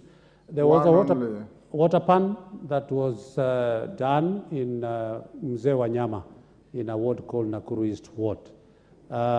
It was never completed, and we have never known the status of that water pan. And secondly, 5 boreholes, which were given to Nakuru Town East constituency in the second supplementary budget in 2021-2022, I don't know what happened. And we had been given the 5 boreholes and money was allocated, and we don't know what happened to Thank the you. Thank you, Honorable Speaker. Alice, you are noting that? Oyula, you'll be the very last. Thank you, Mr. Speaker. Mr. Speaker, I just wanted to ask the CS about irrigation project that was started in Butula several years back but abandoned because of technicalities. Can the CS look through the ministry's records and let us know when the ministry will resume on the irrigation project that was started in Butula? Thank you. Secondly, just only one, Oyula. Yes, you will be the very last. Member, that's member for Kinango. Yes. Yes, Gonzirai. Thank you, Mr. Speaker. Just a quick one. There is a tension actually in Makamini Dam because of the fact that there was actually a disclosure that the Land Commission was supposed to send some valuers by 30th of June. Today, we are on the 5th of July, and the situation actually on the ground is very tense. Can we just get an indication as to when valuers will be on ground? Because we have already lost one person because of the tension on ground. Can you just assist us with just an indication when the valuers are actually on ground to do the evaluation of the people who are displaced? Honorable Minister Alice Nganga, you've noted all those quick questions. I'm not allowing anybody else, even you. I'm not allowing anybody else. We are now going to release the minister on the rider that she has picked your questions. Those who have more questions, she will be here in the next 3 weeks. Mulyungi, hold your horses. I'll give you the first bite when she comes here. Within the next, including yourself, yes, I'll give you. When, including Ferdinand Wanyonyi, all of you. So let's close here for Alice. Alice, you can see that water, order, Honorable Ferdinand, water is life. You hold a very important ministry. You can see the enthusiasm of the members. Everybody has an issue about water in their constituencies or in their areas. So next, as soon as we resume after 2 weeks, I will allow you the first appearance. Get ready the questions you have picked, and there will be other questions, including the lady from Garissa and the honorable member from Manyata, and all those who have asked questions, and any other that will arise in between. Safe to correct that I'm Alice Wahome. You have called me Alice Nganga. Oh, I'm so sorry. Alice Nganga is the member of parliament for Thika Town. Yes. You're Alice Wahome, my distinguished learned friend who was 1 year behind me at the university. So I know you pretty well. Yes, thank You are hereby released to Thank give way to the Minister for Lands. Thank you, Mr. Speaker. Thank you, honorable members. Yes, Order Alice, the chair of the committee that oversees you is agitating. Thank you, Mr. Speaker. I don't have a supplementary question or a question, but as a chair who is oversighting water, I just want to appreciate my cabinet secretary and the entire team from the ministry for the elaborate answers, especially to many of the questions which were asked by members. And secondly, the Honorable Speaker, just to tell my honorable colleagues that for the few months I have been oversighting the ministry has a serious challenges in terms of funding. And Mr. Speaker, in our constitution, the Bill of Rights, water is provided for under Article 43 of the Constitution. It is not, the roads is not there. Electricity is not there. As members of this House, Honorable Speaker, I want to beseech my colleagues that we increase the funding for water. Especially, Mr. Speaker, there is a proposal which the ministry and also I presented before this House, that if there is need, we should have a funding for water, especially for every constituency, so that there is no, the questions we are seeing. You've made your point. Thank you. Help. Thank you, Honorable Speaker. You've made your point. Thank you. You'll prosecute that before the Budget Committee. Alice, you are released. Thank you, and we'll see you in 3 weeks' time. Thank you.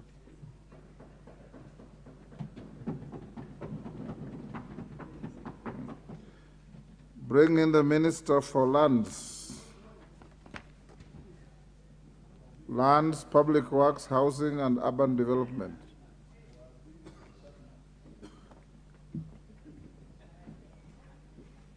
Member for Mwingi Central, get ready to ask your question.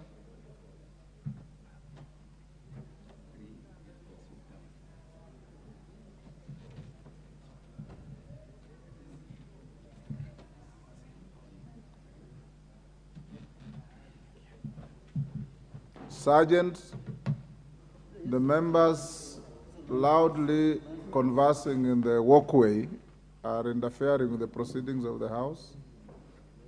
Those members out there, can you advise them to move a little further and continue talking from away from the House?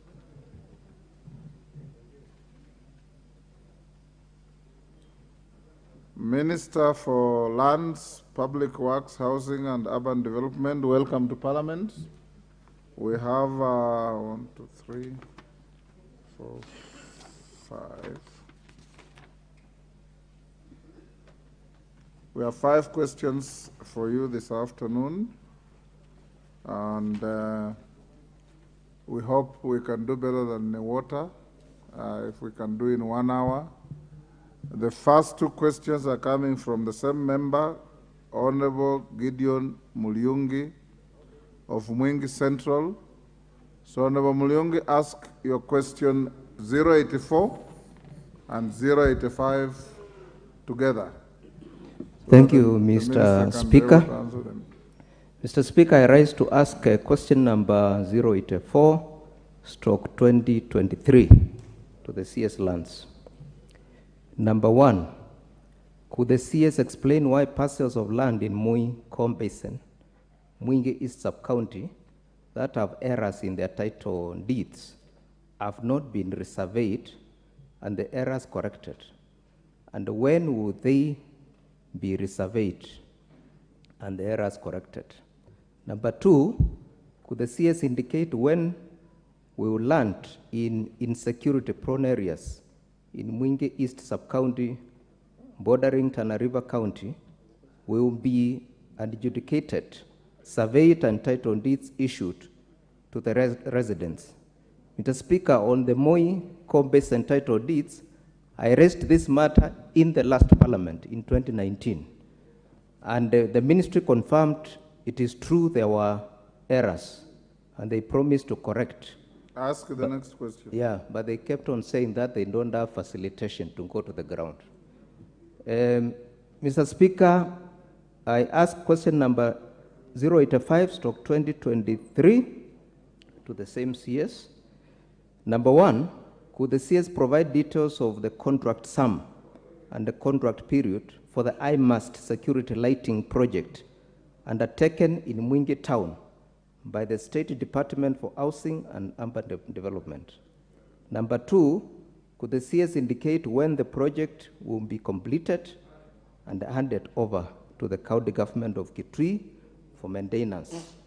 Number three, could the CS provide more iMust security lighting in order to cover a wider area and improve the security in the town? Thank you, Mr. Speaker. Minister.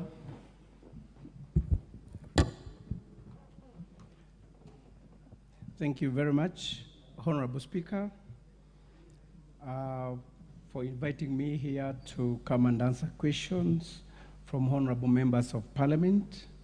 And before I do that, Honorable Speaker, I want to thank the Committee on Land and also the Committee on Housing and Public Works for the support they've been offering to the ministry's initiative, and also offer more collaboration with this House to better serve the citizens of this great nation. Mr. Speaker, on the first question by the member for Mwingi Central, Honorable Gideon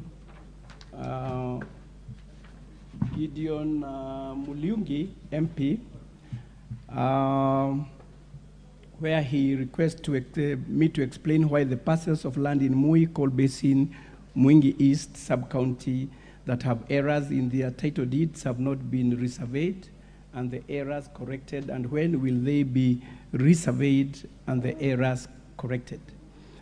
Mr. Speaker, the background information in regard to this question is that the coal basin in Mwingi covers 7 registration sections.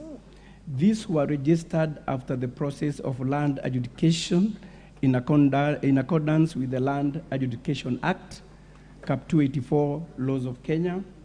And these 7 registration sections are 1, Mutiangombe, 2, Thitha, 3, Kitise, 4, Yumbu, /Itiko A, 5, Ngiluni, 6, Ngo, and 7, Kivo. We also have the date these registration sections were registered and the number of titles. Honorable Speaker, in response to this question, I would like to respond as follows. The Honorable Member of Parliament raised an earlier petition number 160/2019 in respect of errors and inconsistencies on the acreage as reflected on the title deeds. A team from the ministry visited the area from November 4th to November 17th, 2019 to assess the situation. The team confirmed that indeed there were errors that occurred during survey of the sections and publication of maps. It was resolved that surveys be carried out and the erroneous titles be recalled for corrections. Mr. Speaker, due to financial constraint, this has not been done.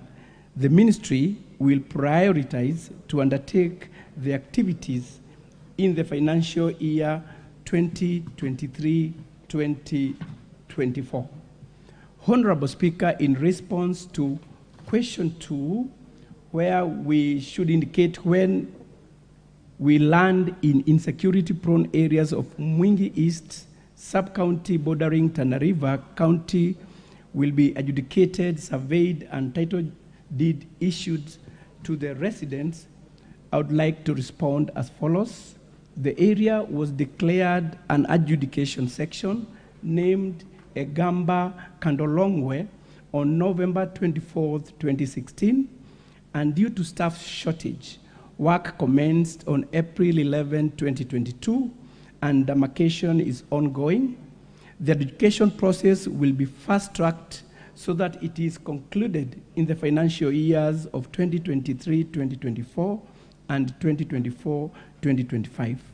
The ministry, Honorable Speaker, will also liaise with the Ministry of Interior and National Administration to ensure security is provided for successful implementation of adjudication program. Mr. Speaker, I don't know whether I also go to the second question. Yes. Thank you. The second question by the same member of Parliament, Honorable Gideon Muliungi. Honorable Speaker, I'm meant to provide details of the contract sum and contract period for the high-mast security lighting project undertaken in Mwingi Town by the State Department for Housing and Urban Development. Also indicate when will the project be completed and handed over to the county government of Kitui. And then part 3, consider adding more high-mast security lights in order to cover a wider area and improve security in the town. Honorable Speaker, I wish to respond as follows. The project was awarded to MS Biomax Africa Limited of PO Box 91131-80100 Mombasa on June 3rd, 2020, with a contract sum of 18,599,150, inclusive of all taxes. The agreement between MS Biomax Africa Limited and the accounting officer was signed on July 29th, 2020, and the high masts were erected in the following locations in Mwingi Sub-County, Kitui County. One was in Musila Gardens, KCB, Country Bus, Kenya Power, and Probox Stage. The contract data, Mr. Speaker, was for project. The project installation was of 5 electric-powered high-mast flood lighting structures in various informal settlements in Kitui County. The contract number was as indicated there. The contractor was MS Biomax Africa Limited. The client was Ministry of Lands, Public Works, Housing and Urban Development, State Department of Housing and Urban Development, and it was from the Slum Upgrading Department. The user or beneficiary was the county government of Kitui, and the supervisors was the Public Works, Kitui County. Contract sum was 18,599,150. Commencement date was September 3rd, 2020, and completion date was March 18th, 2021, and the work done was 100%. Honorable Speaker,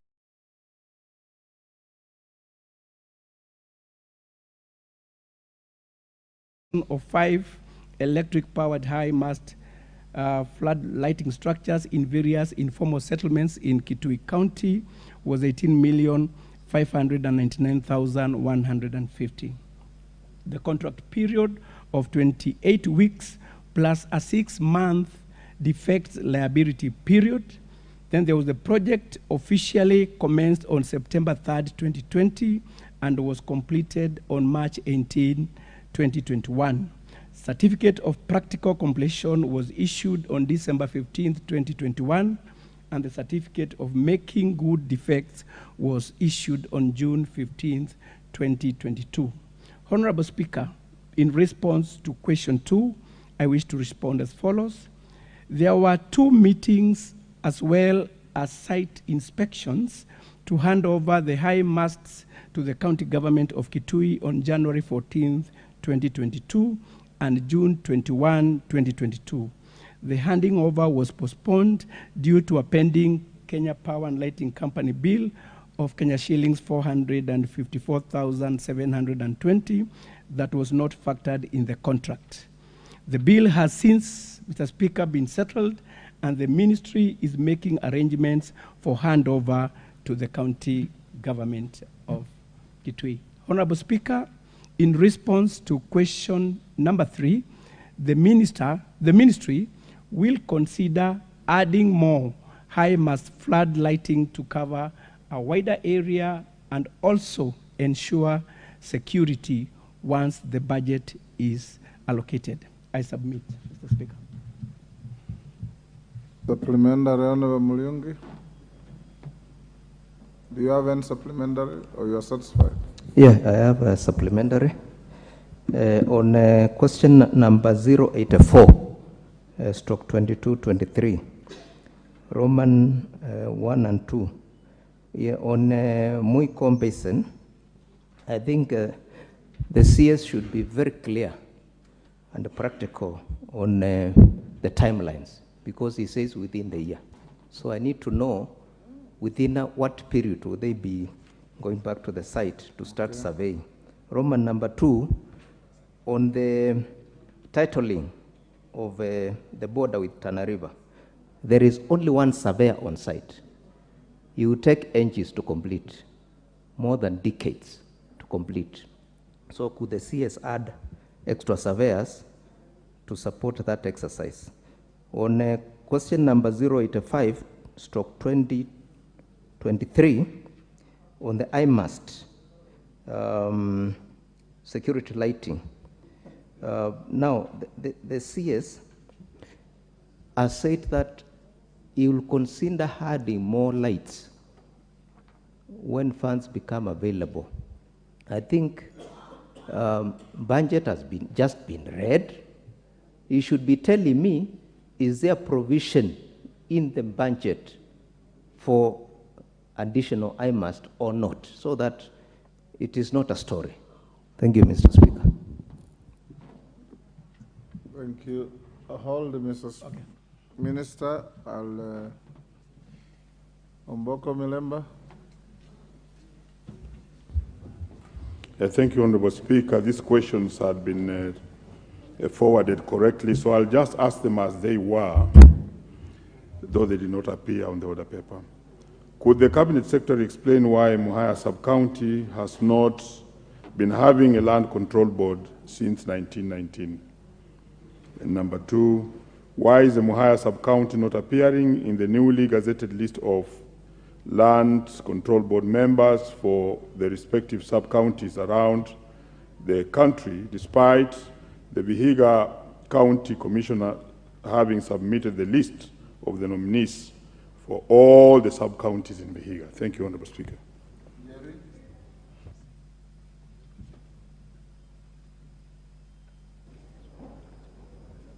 Thank you, Honorable Speaker.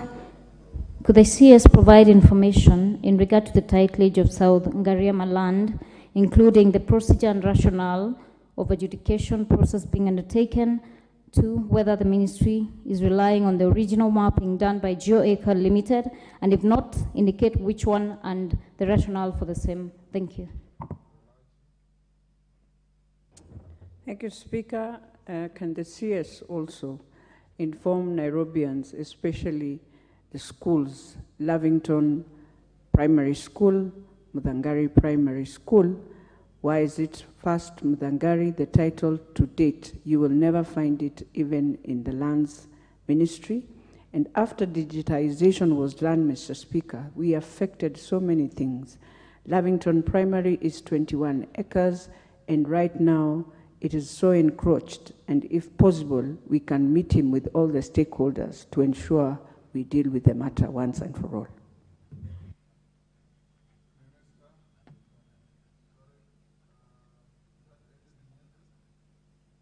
Edith? Honorable Edith Nyanzi. Thank you, Speaker. Let me find out from the CS when compensation will be done to the people who gave out land when the Kibwez Kitui Mwingi Road was being done. There are some people who gave out land. They signed some forms with the National Land Commission, and they've not been compensated for a very long time. And my people in the constituency are affected. So when will they be compensated? Thank you. Zamzam.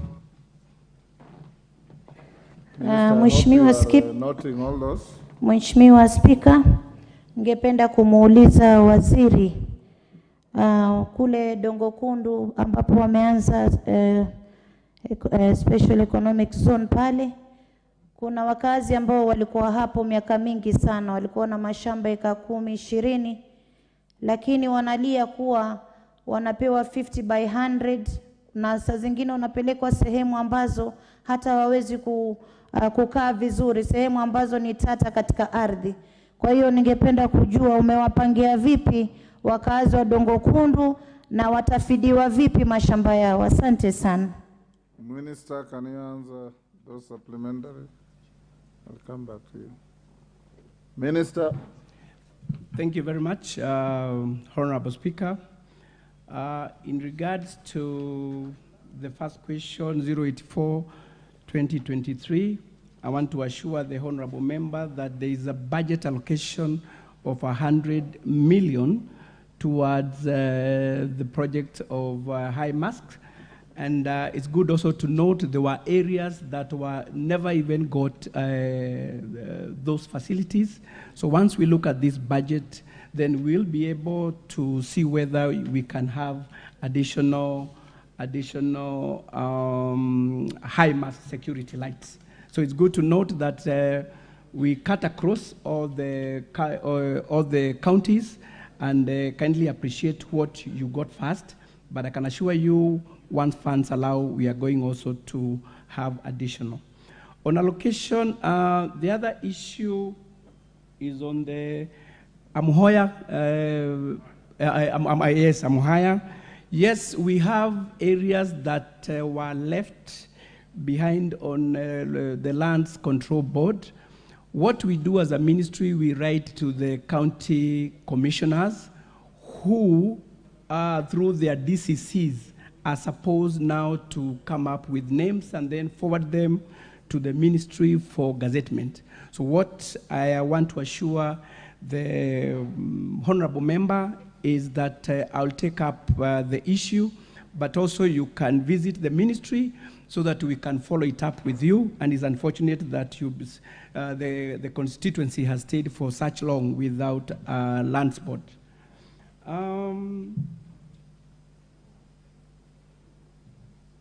The other question is in regards to the Lavington Primary School and Mudangari. Honorable Member, Honorable Speaker, there's a team working on public lands across the country. We know there have been rampant grabbing of public land, so there's a team that is working, and that report will help the ministry deal with issues of land that has been grabbed, and Lavington Primary and Mudangari will be one of those. On the compensation of some land, Honorable Speaker, the issue on compensation for public land is entirely with the National Land Commission. So this is an issue that we'll pick with the National Land Commission to see how they are going to fast track that issue. On the Dongo Kundu compensation, this is usually based on the size of the land that is being processed. Kwa hivyo wale ambao wamepewa sehemu ndogo za ardhi, Kama sio wote, basi kama wizara tutaangalia ni jinsi ipi ambayo tutaweza kuwasaidia. Lakini we are trying to make sure every person gets compensation. So if there will be any issues that will need to be looked into, the ministry is ready to do that, Mheshimiwa. On the issue of titling, Honorable Speaker, I want to assure this Honorable House that where we have few staff, we have advertised for more recruitment, and in this financial year, we are going to have, though not adequate number of staff, we are going now to spread those we will get to make sure that we fast track areas that need our attention. I think, Honorable Speaker, I've covered that. Jerry, there is one question from the distinguished member for Kirinyaga, the women rep. She asked about some specific...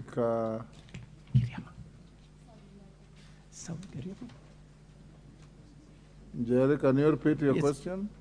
You got it, Minister? Yeah, maybe she can repeat it, please. Jerry?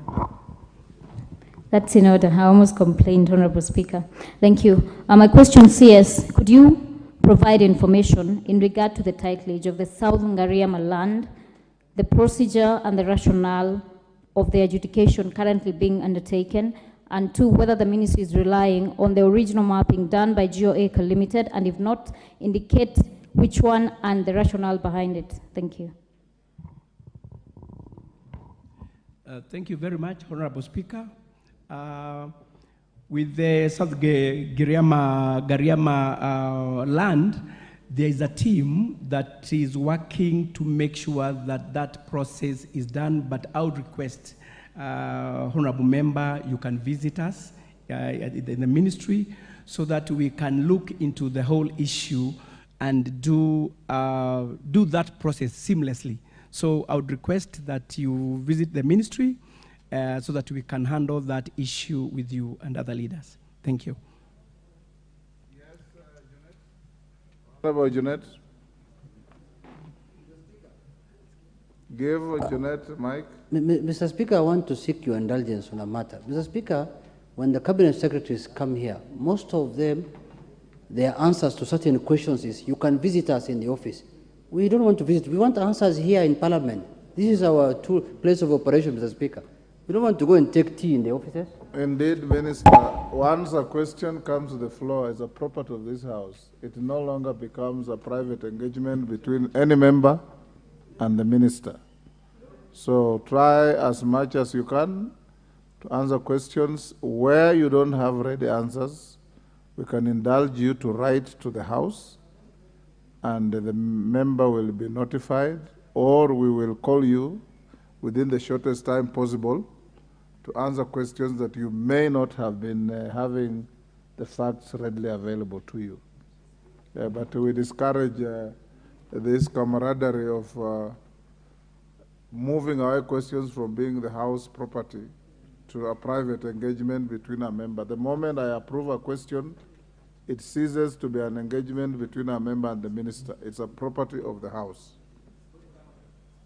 Yes, Mulyongi? Thank you, Mr. Speaker. Yes, I'll come to you. Mr. Yes, Speaker, in my supplementary question, there are some questions which the CS has skipped. He has not answered. And one of them is regarding Mui Basin. I asked you about the timelines. It's not, you told me about the Wulia. You look at the Wulia and see what you can you made do. your point. So, number two, that's Yes. one. I want timelines on that. Number two, I cannot agree with the CS that Kenyan government does not have surveyors, because he's saying it's recruiting.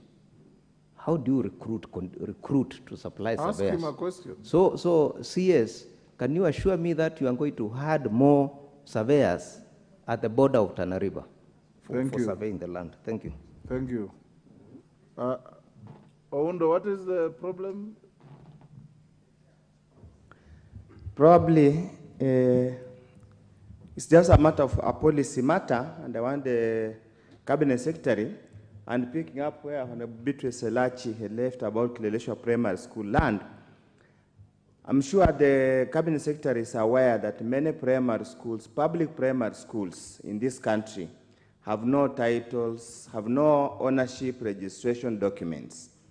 And it's even more telling, Honorable Speaker, for those schools that the community vested land.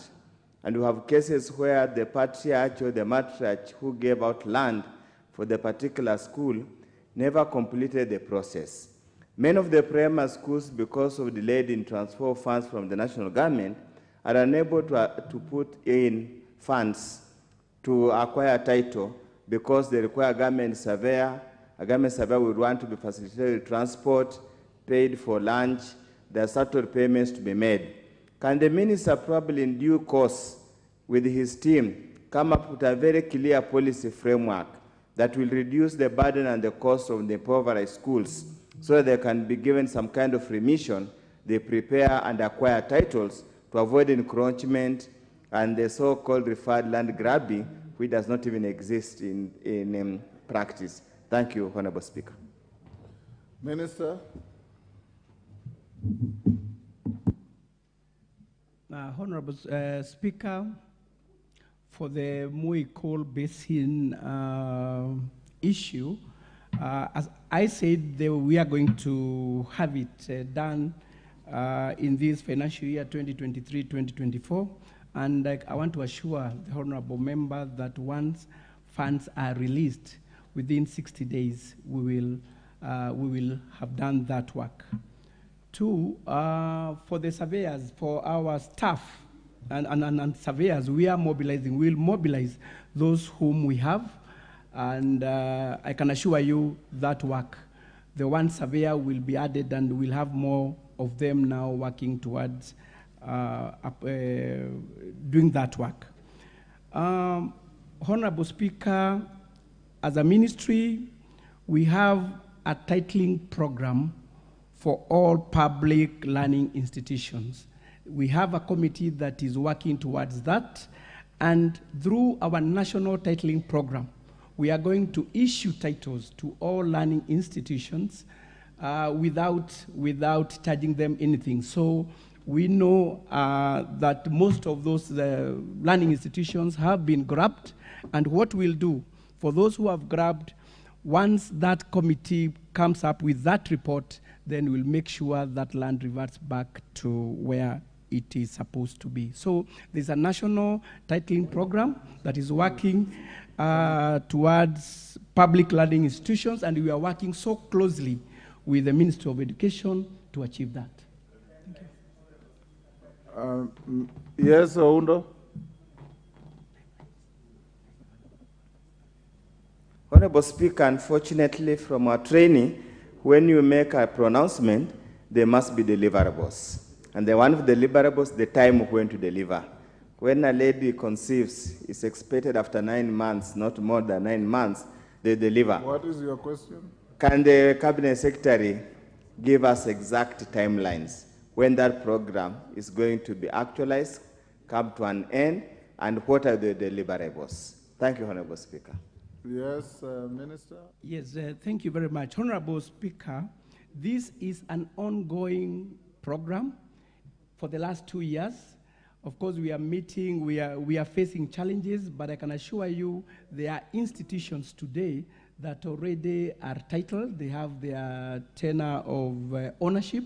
So maybe we have not reached where Mheshimiwa is, but this is an ongoing program. It has been there for the last 2 years, and we are happy that we are achieving a lot towards that. Thank you. Yes, member for Chepalungu. Let's take 3, then we... Thank you. Once again, Mr. Speaker, sir.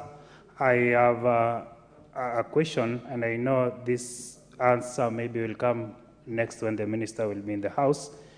There is a small village in my constituency. For your benefit, I'm called Victor Koech Mandazi, member for Chepalungu. There's a small village in my constituency, popularly known as Leget 88. It is next to Siongiroi, which is a very popular town. There were families in the 1990s that were asked for land, to surrender land to the government for government construction, and it's now housing the current DC's office, the chief's office, the hospital, and majorly Shongiroi Day Secondary School, and currently now KMTC, that is within my constituency. These families are three. They surrendered their land, and they were promised land next to Shongiroi Girls. The village is called Lege 38 Village.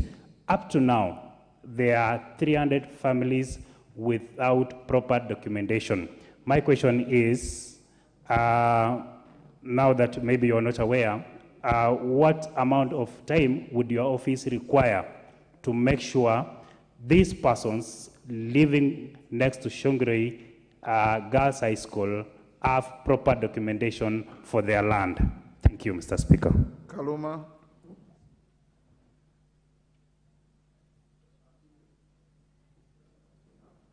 Thank you, Honorable Speaker. Honorable Speaker. Honorable Member, you are masked. I can't quite tell who you are.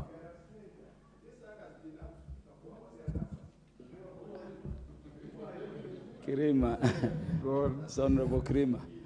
Honorable Speaker, I have two supplementary questions to the ministry. Honorable Speaker, the one matter hindering titling or issuance of titles to lands across the country is disappearance of records at the lands ministry.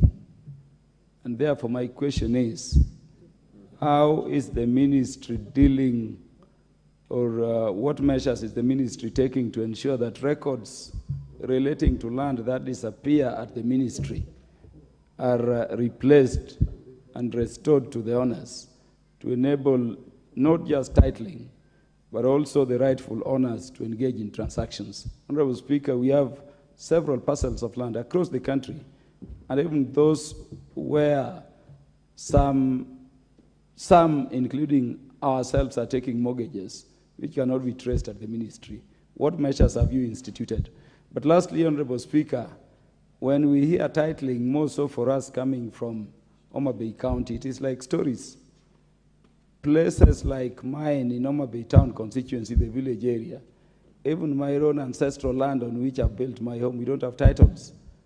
What measures do you have in place or have you instituted as a ministry to ensure that those parts of the country which are not yet titled, like those ones I'm talking about, are also titled, and the people who rightfully own can also deal in land and transact business? I thank you. Kirima. Thank you, Mr. Speaker, sir. My humble question to the Minister for Finance is that Central Imenti award called Care Award, we have an adjudication section called Kanyaboli B, which was adjudicated way back in the year 2003. Titles have not been issued. I have asked a number of questions before this Honorable House. And even now, before the ministers started coming to the Parliament, there was a question which we asked and it has never been responded to. We know very well that Meru County has been having issues of title deeds. But when it comes to attendance, Meru County, Meru North, Tigania, Igembe, and parts of Bole have been attended to.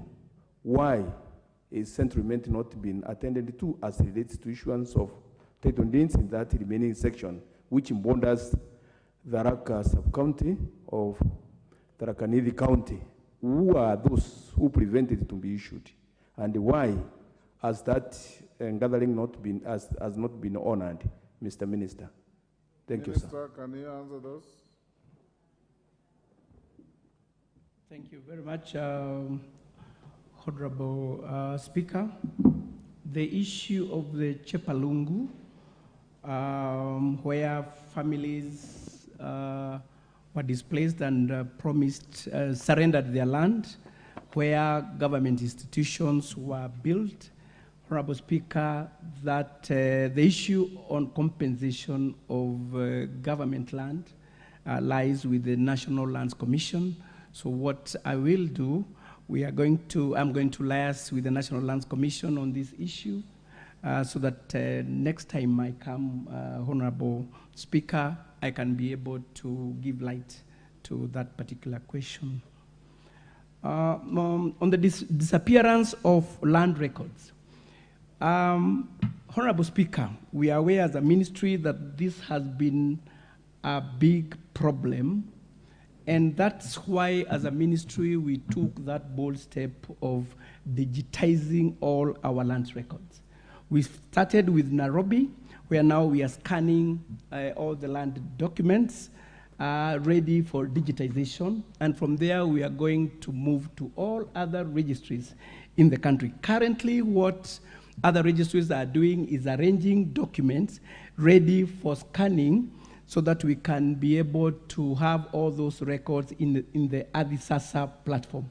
Once we do that, Honorable Speaker, then the human touch with the manual records is going to, we are going to do away with that. So there is not going to be interference of our records, and that's why all of us should support this digitization program. And I can assure you, 95% of the problems we have within the land ministry is going to be taken care of. The Central Immunity issue, it's true, we have been having that issue, and I remember I had a question to tackle at the Senate, but we've been having a security problem between the Tharaka Nithi and the Meru boundaries. So, yeah, the dispute. So we are handling that, and once we solve that problem, then we are going to start issuing titles within that area. Thank you. Yes, member for Ganze.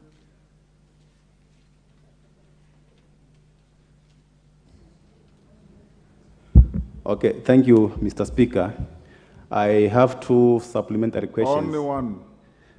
Okay, Mr. Speaker. Okay, I want to know from the CS for lands and settlement, the circumstances under which Giriama Ranch land that is in Ganze. Yeah, this is a ranch that was started by the community, and they had wanted to do some livestock farming. But at some point, the project collapsed.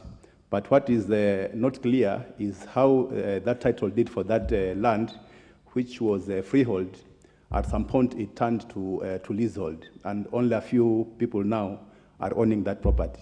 So I want to know from the CS under what circumstances that land changed from freehold to leasehold. Thank you. Minister, we'll have to make progress, members. Yes, thank you very much, Honorable Speaker, and thanks for that question.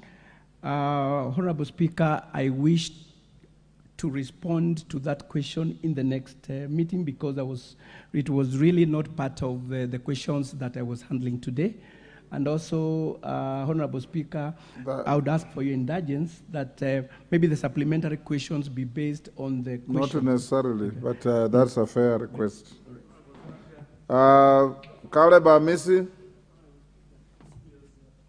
Caleb Amisi? I have no written notification that the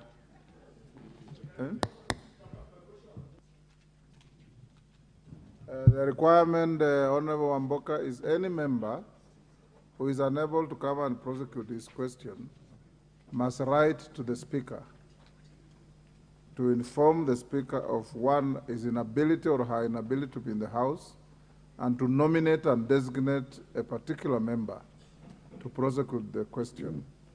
On this particular issue, I have no letter from the Honorable Amisi at all. I don't cast any aspersions on you, but the rules are rules. They are your own rules. We have no letter from him, so I won't allow you.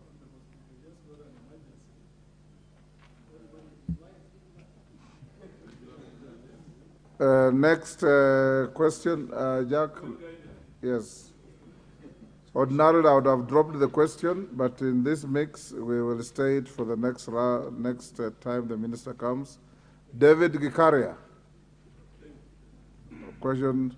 And for all members, if you have a question and you are unable to be in the House for reasons that the House will understand, designate a colleague in writing to the Speaker that so and so will be the one to prosecute my question. We have done so before.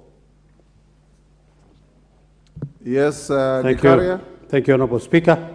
I rise to ask question number 109 of 2023. Could the Cabinet Secretary provide a detailed report on the names and periods of engagement of persons, particularly youth and elders, who are engaged in Kazi Mtaani project phase 3 in 2022 in Nakuru Town East constituency? 2, provide the status of payment of dues to the people who are engaged in the said phase 3 Kazi Mtaani project in Nakuru Town East constituency. And 3, outline the plans that have been put in place to ensure that youths who are yet to be paid are duly paid, and when will they be paid following termination of Kazi Mtaani project? Thank you, Honorable Speaker. Minister. Thank you, Honorable Speaker. On the question number 4, part 1, where I'm requested to provide a detailed report on the names and periods of engagement of persons, particularly youths and elders who are engaged in the Kazi Mtaani project phase 3 in 2022 in Nakuru Town constituency. Honorable Speaker, in response to the above question, I wish to respond as follows. The outbreak of COVID-19 in Kenya in 2020 prompted the government to adopt containment policies and measures to limit the spread of the virus across the country. These measures limited movement of the population and as a result caused a contraction of the economy. In response to the challenge above, the National Hygiene Program, well known as NHP... Minister, which question are you answering? The question is so simple. Provide detailed report on the names and the period of engagement of persons, particularly youths and elders. Yes, I was just giving a background information. Try and you can say how many members want to ask questions. Okay. So don't scatter around questions, just answer questions. Okay, well guided, Honorable Speaker. You've seen the question? Yes. Provide a detailed report on names and the period of engagement of persons. Provide status of payment dues to these people, and so on and so forth. Very simple questions. Pardon?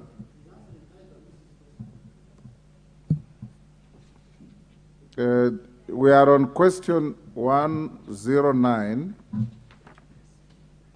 of 2023. Asked by the Honorable David Gikaria, the man from your own county.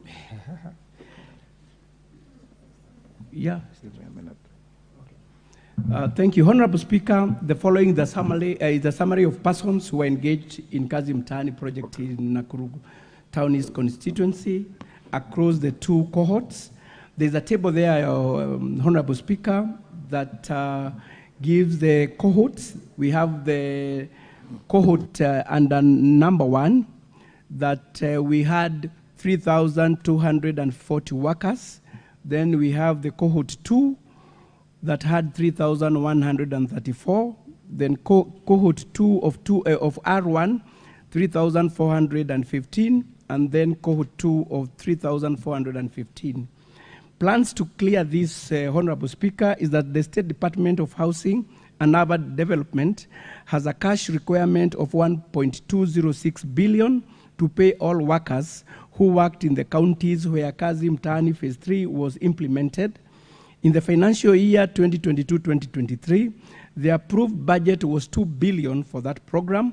However, the amount was reduced in the supplementary budget to by 884 million, leaving the available budget at 384 million, which we are waiting the exchequer.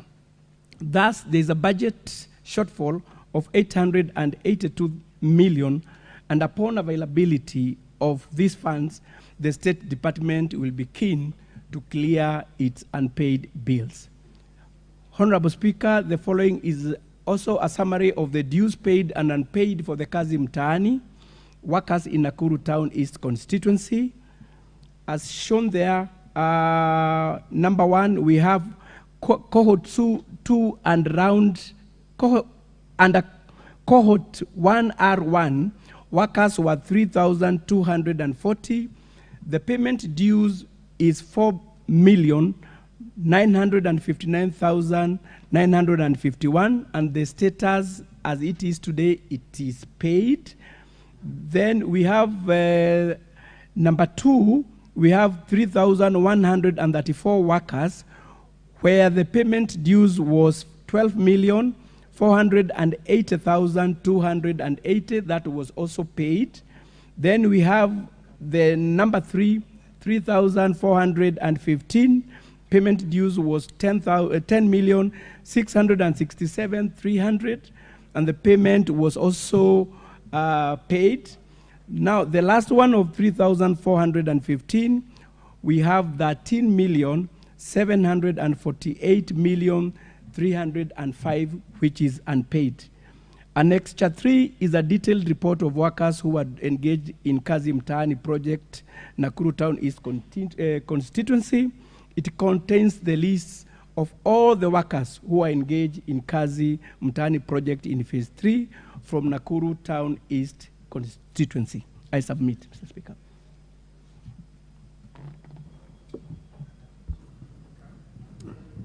Honorable Gikaria. Thank you, Chair. It's unfortunate I didn't have a copy of what, so that I could be able to follow how I wish, because I was trying to take. It's only that when the submissions were being done, I've had this being a financial year that is already gone, I think 2 years now, and they are still waiting for exchequer. And there was a requirement, of course, by Parliament that whatever has not been paid by 30th of June then requires a supplementary vote for it to be paid.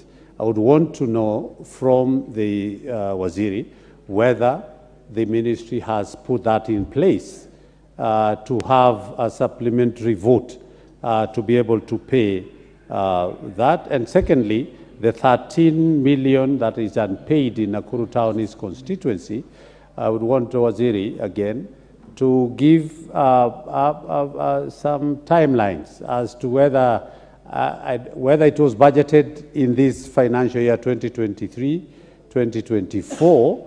If not, what plans are there to ask for again for supplementary votes to be paid? Thank you, Honourable Speaker.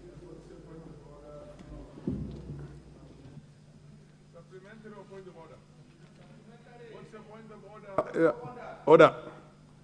Point of order. Who are you at the back there? What's your point of order, Kirima? Point of order is that my question has not been answered perfectly by the minister when he answered, Mr. Speaker, sir. And he gave me a wrong answer because there is something which he left out. Yeah, but when did you answer? Was your question to this minister? Yes. My question to this minister was which about... Which question number is that? It was a supplementary question, Mr. Speaker.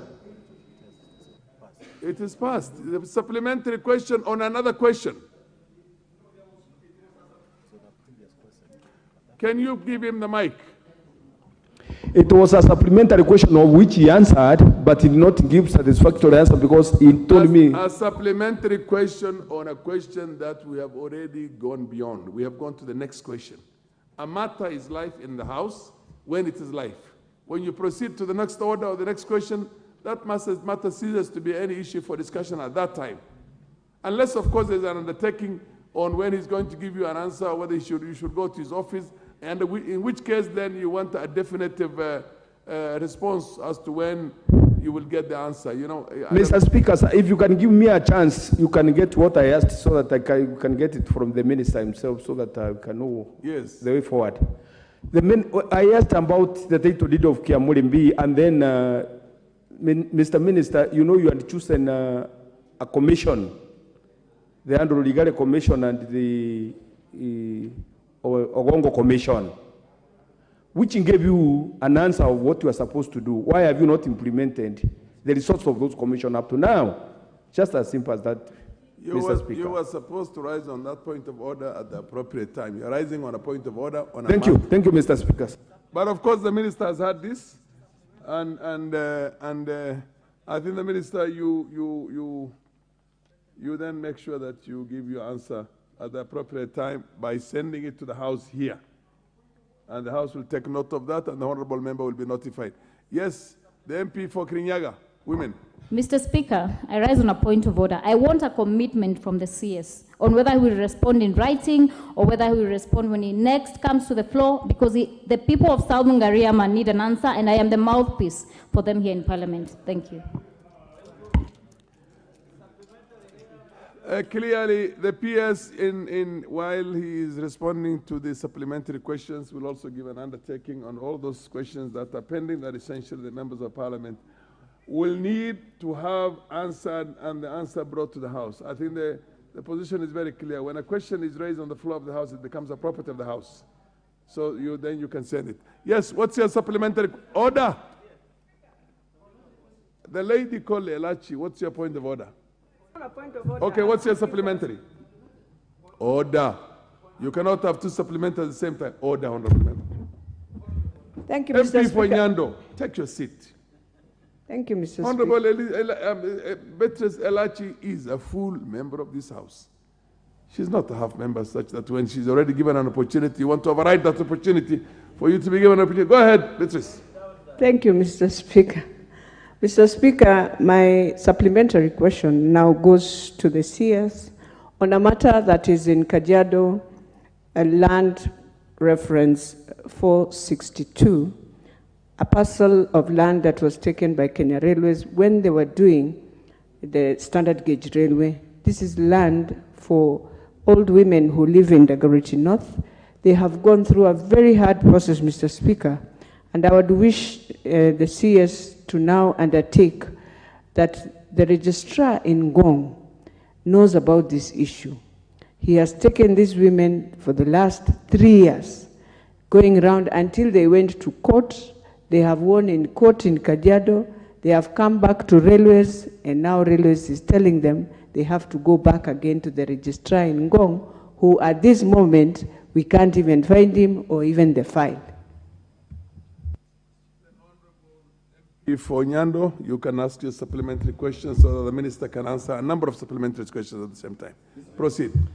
Honorable Speaker, I thank you very much. From the outset, Honorable Kaloma did ask why there is a slow pace of issuance of title deeds within the Nyanza region, Honorable Speaker, and that has not been answered too. But my supplementary question, Honorable Speaker, in the month of February, Awasi Lands Registry offices got banned by, I don't know, during a weekend, Honorable Speaker. Whereas there has been an undertaking by the Cabinet Secretary, and of course he has put that in the Gazette notice, that reconstruction of documents will be undertaken within the next few days. And this will continue, I think, for about a year or two. We also need to know the progress of investigations that are being carried out, Honorable Speaker. Otherwise, the thugs, as I would call them, will remain complicit, because this is not the first time that is happening, Honorable Speaker. Whereas that falls under the purview of investigative agencies, Honorable Speaker, the consumers of this information from the DCI or whoever will be the Ministry of Lands, Honorable Speaker. And therefore, it behoves all of us to know the levels of investigations that have been carried out. And finally, Honorable Speaker, I would want to know whether those who donated land for the Korusoin Dam have fully been compensated. How I wish he knew the levels of where this dam is. He would have been the right person to answer. But about compensation is very key to the people who gave out their land of course, to a project that has never taken shape. I thank you, Honorable Speaker. Honorable members, I wish to, in all wisdom, bring to all your attentions when the minister is asked specific questions, but the House then has the leeway of asking everything under the sun as far as land is concerned from their own constituents or from the country. You can't possibly expect the minister to have imagined all those things and taken them into considerations. So when he gives an undertaking, and when I last knew in this thing, the rules were very specific. When he gives an undertaking that he's going to come with these answers at a later date, I think you must respect that what you call position on them and that wisdom, because they're going out of the way. They're not telling you that you have not asked that question, you want us to answer that question, put it again as a question. Ordinarily, that used to be the case when I was here in the last, under the old dispensation. And here it says, the Speaker may permit the member who raised a question to ask a maximum of 2 supplementary questions that are related to the original question. Okay, you could say they all relate to lands. And then it goes further and says, permit a member other than the member who asked a question to ask a further supplementary question that relates to original question. Direct the Cabinet Secretary to provide additional information or further reply to a question or supplementary questions to the relevant committee of the House. Defer the question to a different time. And I think the way we are going right now is both an intense generosity from the minister and an intense, what do you call, engagement from the House, which is very, very good and very healthy. But when he gives you an undertaking that, look, this was not in your original question, but I'll go back, do the homework, get the information back, and come and give it again, I think you should accept it. And the minister, on the part of the minister, remember every undertaking you give in here, you owe this House that answer. The Honorable, another supplementary question from the Honorable Kaluma Peter. Give him the mic, please. Yes. Yes, Honorable Speaker. Honorable Speaker, mine is not a supplementary, but to salute your directions to the House based on the standing order. But Honorable Speaker, the question had asked about titling in our region had no undertaking. The point of order is that it has not been replied to at all, either in terms of giving reply now or giving an undertaking as to when communication will be made to the House on it. Okay, could we get that information? Cabinet Minister has heard that, and I'm sure he's also taken note of that. Yes, Honorable Mwenje, and then followed by the Honorable Mogaka. Thank you, Honorable Speaker. Honorable Speaker, before I ask my supplementary, I'd request you guide the CS that as he's responding, he responds to the member who has asked the question. So for introduction, my name is Mark Mwenje. My supplementary question is,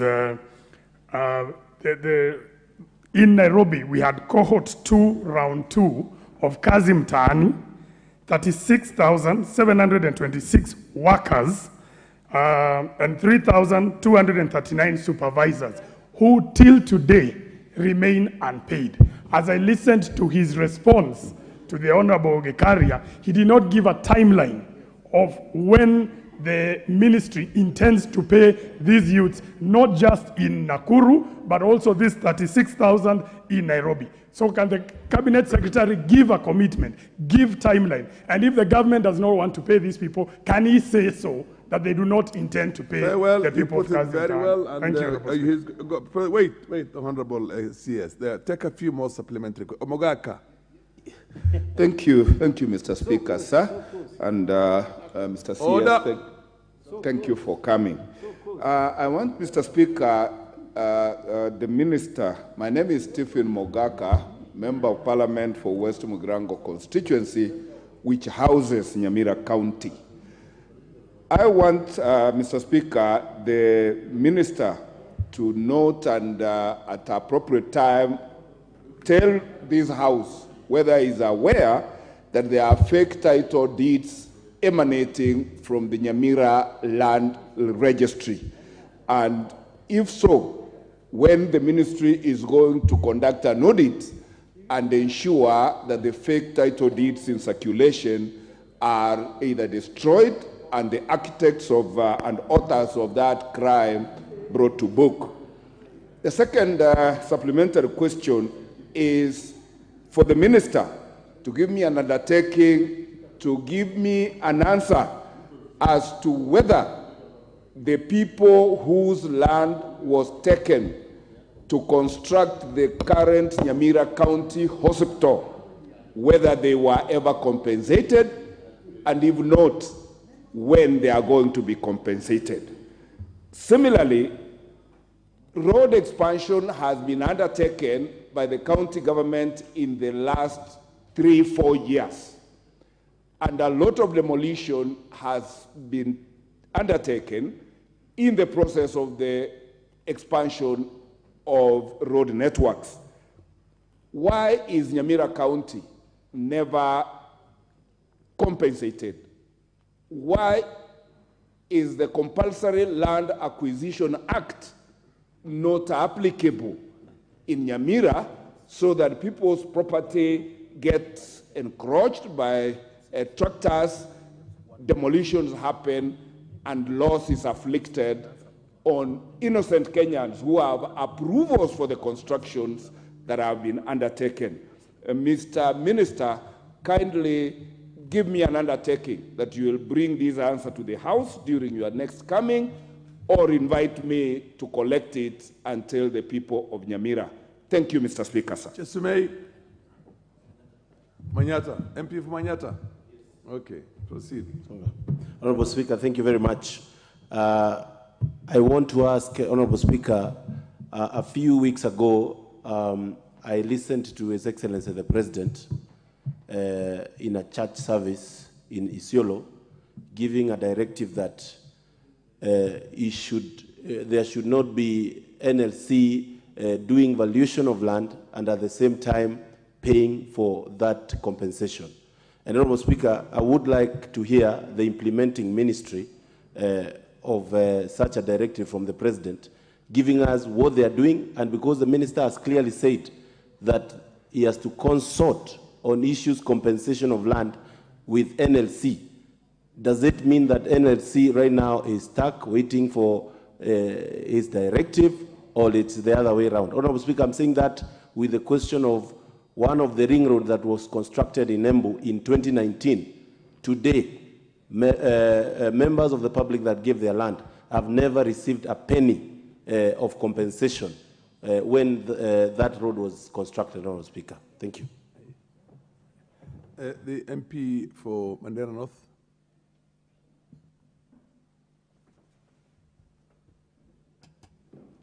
Thank you, Honorable Speaker. I would like to ask the CS to provide details of Kazi Mtaani project, especially phase 3 for Mandera North. I'm sure you don't have the details here, but please, I would like that information provided in respect of Mandera North constituency in terms of numbers, who has been paid and what is due. Thank you very much.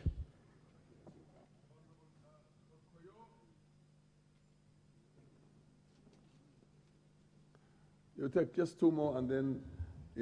Thank you very much, Honorable Speaker, for giving me the opportunity. Mr. Speaker, this is in furtherance to the supplementary question that was asked by my colleague, the MP for Nyando. As he already stated, Awasi Lands Office was engulfed by fire sometimes in February. While your ministry has made efforts to reconstruct the records, the registrar or the lands officers have nowhere to work from. The records are delicate. They will need to have a permanent office where they can keep the records and attend to people from. So we would wish to know the arrangements that your office has in terms of building or reconstructing new office for what's the lands office. Fair enough. Thank you. The Honorable Woman Rep for Mandera is the last one on this.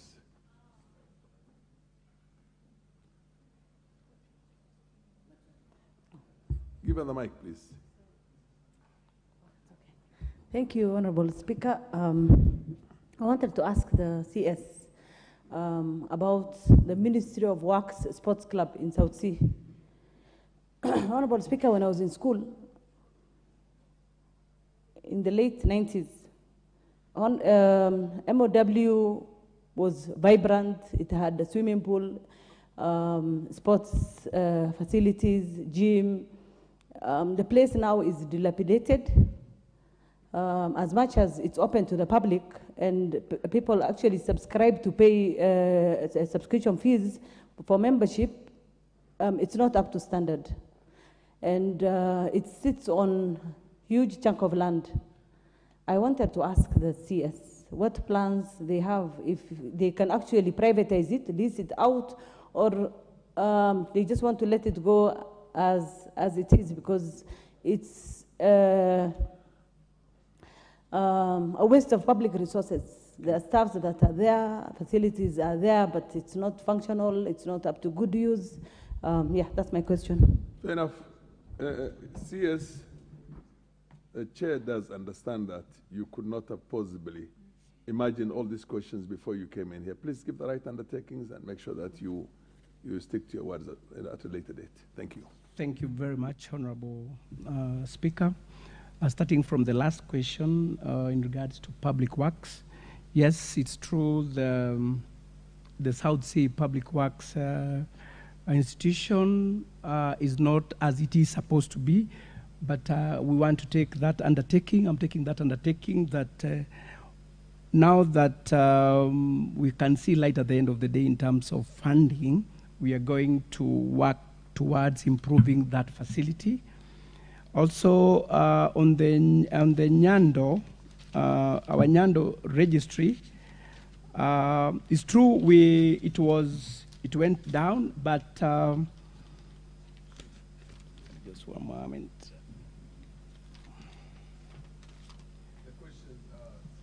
Questions are very comprehensive, so just yes, take an undertaking. yes. We did gazette the reconstruction of the Nyando registry. Investigation are ongoing. We have given all the information necessary to the DCI, so we give them time to come up with an appropriate report. But currently we are working from the County Commissioner's office. We will soon be getting containers as we construct the new registry. In regards to... What's your point of order? Honorable Speaker, I appreciate the efforts made by the Cabinet Secretary to try to answer the question. But this office got burnt in the month of February, to be very specific, on the 18th day of February 2023. We are in July, Honorable Speaker. Whereas I acknowledge that investigations sometimes become quite complex, but at least we need to know the levels. Allow him, the MP for Nyando, allow the minister to conclude his submission on that. You don't know what he was going to say. You stopped him somewhere in the middle. Please, Honourable Minister, Cabinet, continue. And what you don't have, given an undertaking that you are going to Yes, you are, Honourable Speaker. As I've said, investigations are going. We have given the necessary information that the DCI requires.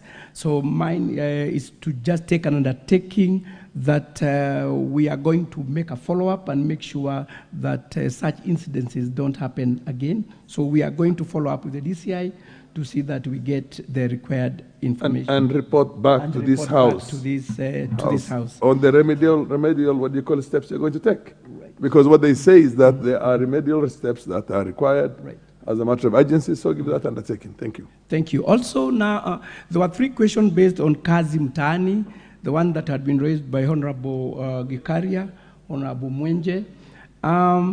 We don't have a budget in this current current financial year, but we'll introduce the required amount of 1.2 billion in the supplementary budget.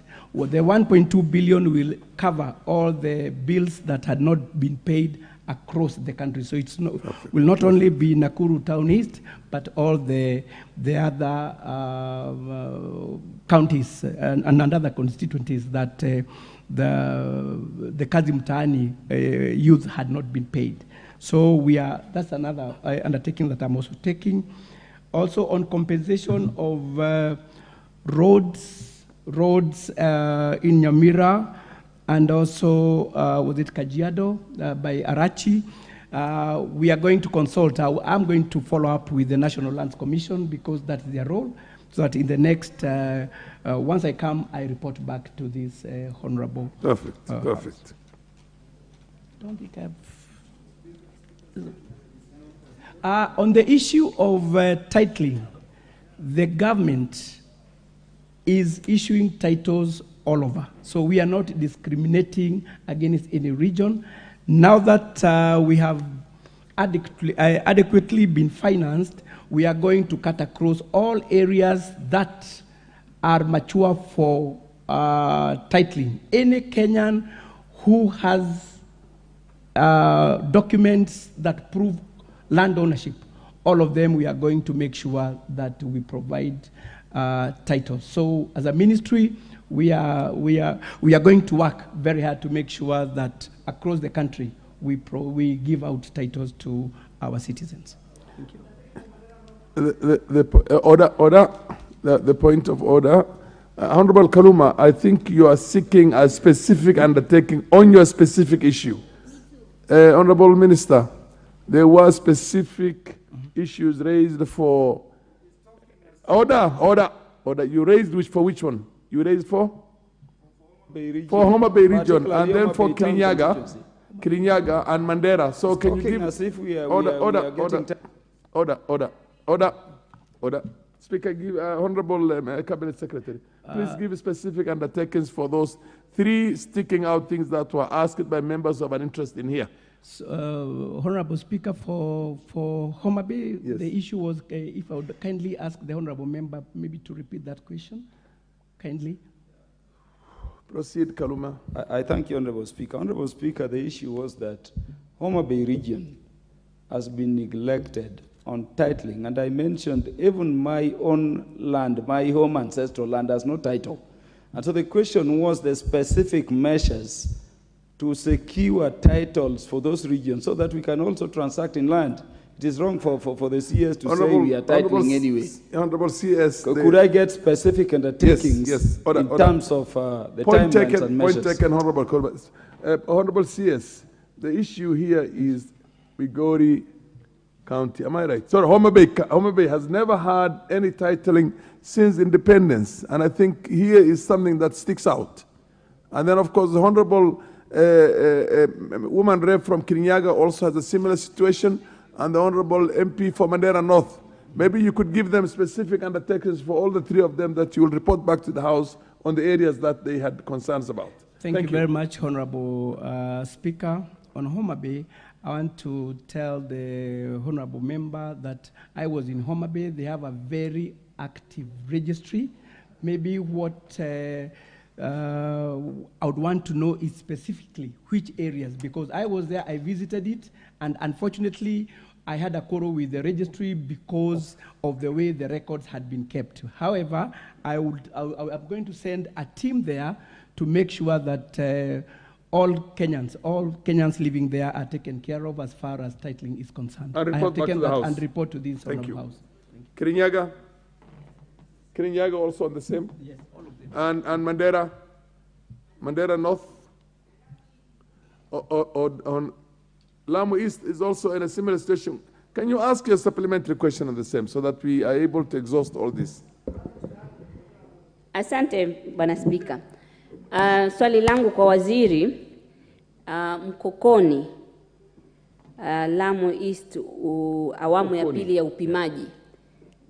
Mtamaliza lini? Na waziri, kitu kinanishangaza ni Kenya nzima, Lamu peke yake kutoka wakati wa ukoloni ndo ni GK land.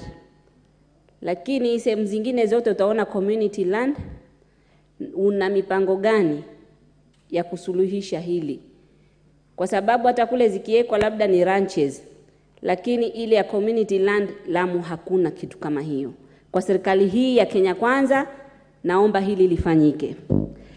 Na pia ulikuja Lamu, waziri, tukakaa kwa kikao kizuri, lakini hatujapata majibu. Tunaomba majibu kwa muda wa mapema. Asante. Just one moment for the honorable member for... I'm going. Proceed. The mic? Okay. Thank you, Mr. Speaker, for this opportunity. My question directly goes to the Lands and Housing CS on compensation. There's a road that was done in 2002 for Kipsigak, Serem, Shemakogo Road under the Kera Road land LR 0333. People have not been compensated up to date. It's been more than 20 years. Fair enough. And finally, Mr. Speaker, what is the CS? What measures is the CS and his team putting in place so that such similar issues does not recur from one government to the other, so that we can sort these issues once and for all? Thank you. Order. No. This is supplementary on which question? Do you remember the last question, which is supposed to have a supplementary? There's a leeway that we're given, and the Minister, please give an undertaking on all this so that we can go to the next question. Thank you very much, Honorable Speaker. One with Mkotoni scheme in Lamu, I was there, as the Honorable Member has said, and I want to assure her that... who are you informing, the Minister or the Chair, or who are you informing? Okay, proceed and inform him. Inform him. Inaitwa Mkokoni, huko kwenye area ya Wabajuni, si Mkokoni. Mkokoteni sijui, ni Mkokoni. Sio Mkokoteni, inaitwa Mkokoni, mji wa waungwana. Mheshimiwa Ruwaida, hata hiyo ungesema nidhamu badala ya kusema point of order. Kama ni Kiswahili, twende na Kiswahili mwanzo mpaka mwisho. Haya, tuendelee. Yes, kwa hivyo kule Mkokoni scheme tutamaliza surveying within the 6 months. Kwa hivyo jambo hilo tutakuwa tumelimalizia. Undertake for Kirinyaga and undertake for Mandera. We go to the next question. Yes, what and MP for Mgwen. Yeah. Yes, I'm undertaking, Honorable Speaker, excellent, that in the next one I'll come with a report and to this Honorable House. Yes. And make sure that I have answers to all those. Take note of that, included the answer, so that you have the specifics of that. Thank you. Now I think we go to order. He has given an undertaking also. Oh, valuation. Waziri, Minister, can you take also for Nyamira, make the undertaking? For Nyamira, sure. Thank you. Fair enough? Yes. It is undertaken also.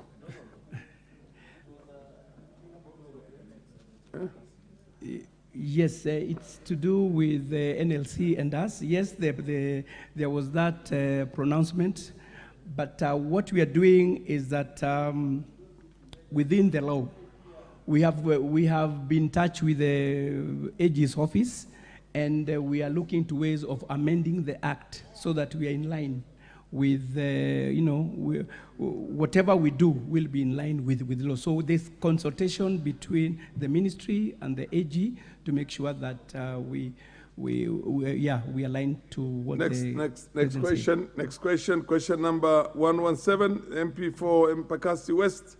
The Honorable Betzimba, you could raise that matter that is barring you on the next question. Thank you, Honorable Speaker. Order, Honorable Member. What's your point of order? The mic here. Honorable Speaker, I don't feel satisfied with such an answer. And I feel like you are rushing the answer so fast that we are not getting. Order.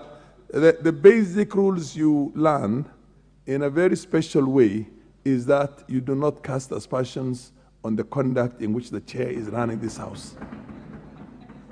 That immediately gets you for the rest of the day, but I'm not going to do that. Now, next question, Honorable Mwenje. Thank you, Honorable Speaker. I rise to ask question 117 of 2023. Could the Cabinet Secretary, provide details on the status of ownership of parcel of land popularly referred to as MCO in Molem Ward in Embakasi West constituency and registered as LR number 12304, original number 11344/1, LR 12504 and LR 12147, original number 11344/4. Question 2 state whether the ministry has issued a different title deed with respect to the said parcel of land to Kiambu Dandora, or a registered group or any other person or persons. And question 3, explain why court orders issued in 2019 on ELC case number 1518 of 2013 and in November 2022 with respect to vacation of the said parcel of land by trespassers are yet to be implemented. Thank you, Honorable Speaker. CS. Thank you, Honorable Speaker. In response to question 5, part 1, I wish to respond as follows. According to our records, LR number 12034, original number 11344/1, measuring approximately 35.35 hectares, was initially registered as grant number 26181 in favor of the City Council of Nairobi. Annexure 4 is a copy of the title. On June 23rd, 1975, the parcel was transferred to Emco Steel Works Kenya Limited. On July 28th, 2008, the parcel was transferred to Emco Billets and Steel Limited.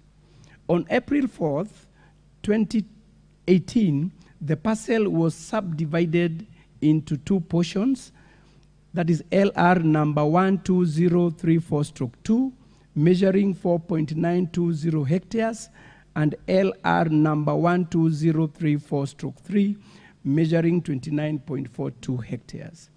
On September 6th, 2018, LR number 12034/2, that is the certificate of title IR 195068, was transferred to Tononoko Rolling Mills Limited and is currently charged in favor of Barclays Bank of Kenya Limited for $4 million. There's an attached annexure 5. LR number 12034/3, certificate of title IR 195069, is currently registered in favor of Emco Billets and Steel Limited and is charged in favor of Cooperative Bank of Kenya Limited for Kenya shillings 1,896,207,954. And there is an attached annexure 6. LR number 12247, original title 1134/4, measuring approximately 5.198 hectares, is currently registered in favor of Emco Steel Works Kenya Limited. See grant number IR 33533 and marked as annexure 7. The title was initially granted to the then City Council of Nairobi on a 99-year lease, which commenced on January 1st, 1978, to be utilized for a steel rolling mill. The council transferred the parcel to Emco Steel Works Kenya Limited on April 16, 1981.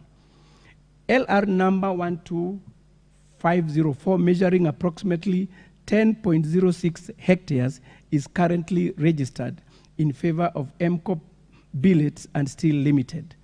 You can see grant number IR 33501 marked as annexure 4. The parcel was granted on a 99-year lease, which commenced on October 1st, 1978, to be utilized for industrial purposes. Honorable Speaker, in response to question 2, I wish to state as follows. In Nairobi, HCCC number 1348 of 1972, Kiambu Dandora Farmers Company Limited was decreed as the registered proprietor of LL number 11379/3, measuring approximately 818 acres. From the parcels listed above, LR number 12504, currently registered in favor of Emco Billets and Steel Limited, is located within LR number 11379/3. This has thus led to the conflict between the two companies. In 1974, the then Commissioner of Lands sought to acquire LR number 11379/3 3.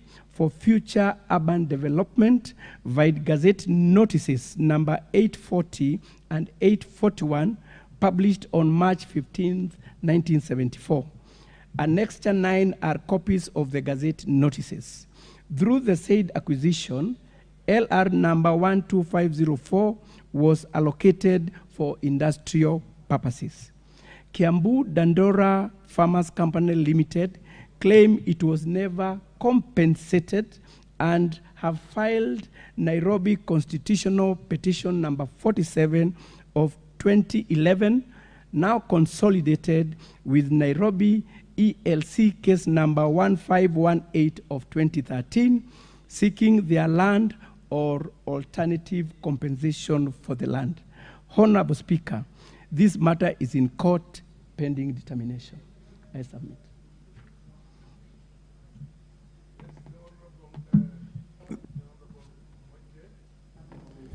Thank you, Honourable Speaker. I want to thank the Minister, and I hope he will share the written submissions with me. Honourable Speaker, with my supplementary question, is that how come then that there's a block 242 by the Ministry of Land subdividing the exact same parcel of land and has proceeded to even issue letters of allotment from the same parcel of land? So that's my first question, is that has the ministry gone ahead to subdivide in spite of all this, the information that the minister has shared? And secondly, Honorable Speaker, my question is, why is the ministry allowing subdivisions to occur, especially in Molem Ward, where subdivisions of parcels of land? Honorable Speaker, I think you need to protect me from some noisemakers. Order, Honorable Kajwang and the Honorable MP for Nyando. Order. Can you consult in low tones? Which is very low tones. Thank you, Honorable Speaker. So my question to the ministry is why they are allowing subdivision of parcels of land that measure 20, 30, 40 acres without providing for surrender of public utilities, as has been the custom in Nairobi. Honorable Speaker, I raise this issue because this is happening in Molem Ward, where the ministry is allowing subdivision of properties. In this ward, Honorable Speaker, there are 89,000 people who reside in this ward as at 2019. It is now the third most populous ward in Nairobi, and it only has one public primary school. There's no secondary school, there's no hospital, there's no social, there is nothing. But the land is being subdivided to individuals. Honorable Speaker, thank you, and I hope CS will answer. Honorable Junet, you on a point of order. Mr. Speaker, first I want to thank the Minister for the answer he has given on this question. Mr. Speaker, we are aware that people in the previous regime wanted to steal this land from those people called MCO. And that matter came to this House. And those are the true records. What he read here are the true records. These other shenanigans of this court is to deny those people their rightful ownership of their land. So, Mr. Minister, stick to that line and don't change. If you change, the House will come for you. Secondly, Mr. Speaker, my question is, my supplementary question is,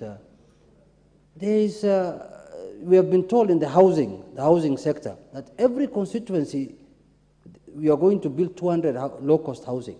Where will you find 200 houses? 200. 200 houses in every constituency. I think it's, I don't know, it's for civil servant or what. But now the question I'm asking is, where are you going to find that land in those constituencies? Nairobi, you know, in my place, there is no free land. All the land belongs to people.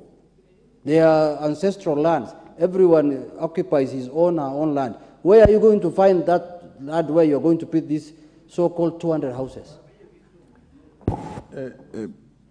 Yes, who is the MP for Baringo Central? Proceed. Thank you, Honorable Speaker. My question is very simple.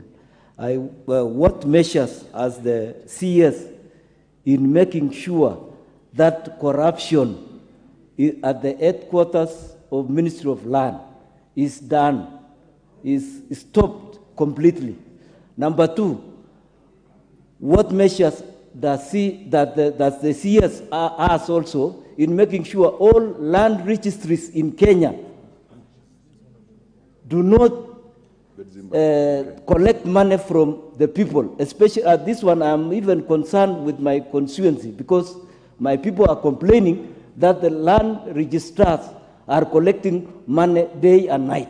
So can the minister assure this country that he is going to clean up his ministry? Thank you. Honorable The Honorable Bedzimba. Bedzimba MP for Kiswani. Kisauni. Kisauni, Mheshimiwa Speaker. Kisauni, yes. Yes. Asante Yeah, what's the point of order, Honorable Junet? Mr. Speaker, I don't know whether the minister is aware that there's a letter written by someone, R.J. Simiyu, subdividing the same land to people. And it is dated 16th of May this year, 2023. And you have just read here that this land belongs to those people who have titles. Honorable Bedzimba, can you ask a supplementary? Nashukuru Mheshimiwa Speaker kunipa nafasi kuuliza swala. Are you tabling the letter? Swala la ziada. Eneo bunge la Kisauni, waziri, eneo bunge la Kisauni ardhi ni tatizo sugu. Je, wizara ina mikakati gani kuweza kuyakomboa mashamba ili wananchi waishi kwa amani, kama shamba la ugatuzi, shamba la Kashani na mashamba yaliyoko Junda? Je, mna mikakati gani ili kuweza kuyakomboa hayo maardhi? The Honorable Junet, are you tabling a letter? Can you table it? And when you table a letter, you table it and then you give it to the minister to go through it also. Yeah, Mr. Speaker, I wish to table this letter. Proceed. It is written to Mrs. Jacqueline Wambui Kinyanjui of PO Box 64, Nairobi, plot number Nairobi block, the same subdivision scheme approval, dated 16th May 2023. Mr. Speaker, signed by R.J. Simiyu for Director, Land Administration, and copied to Director of Surveys, Nairobi.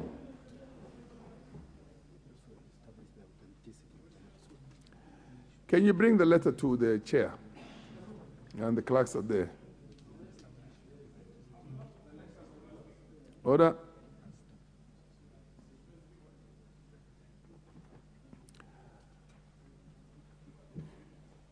The standard is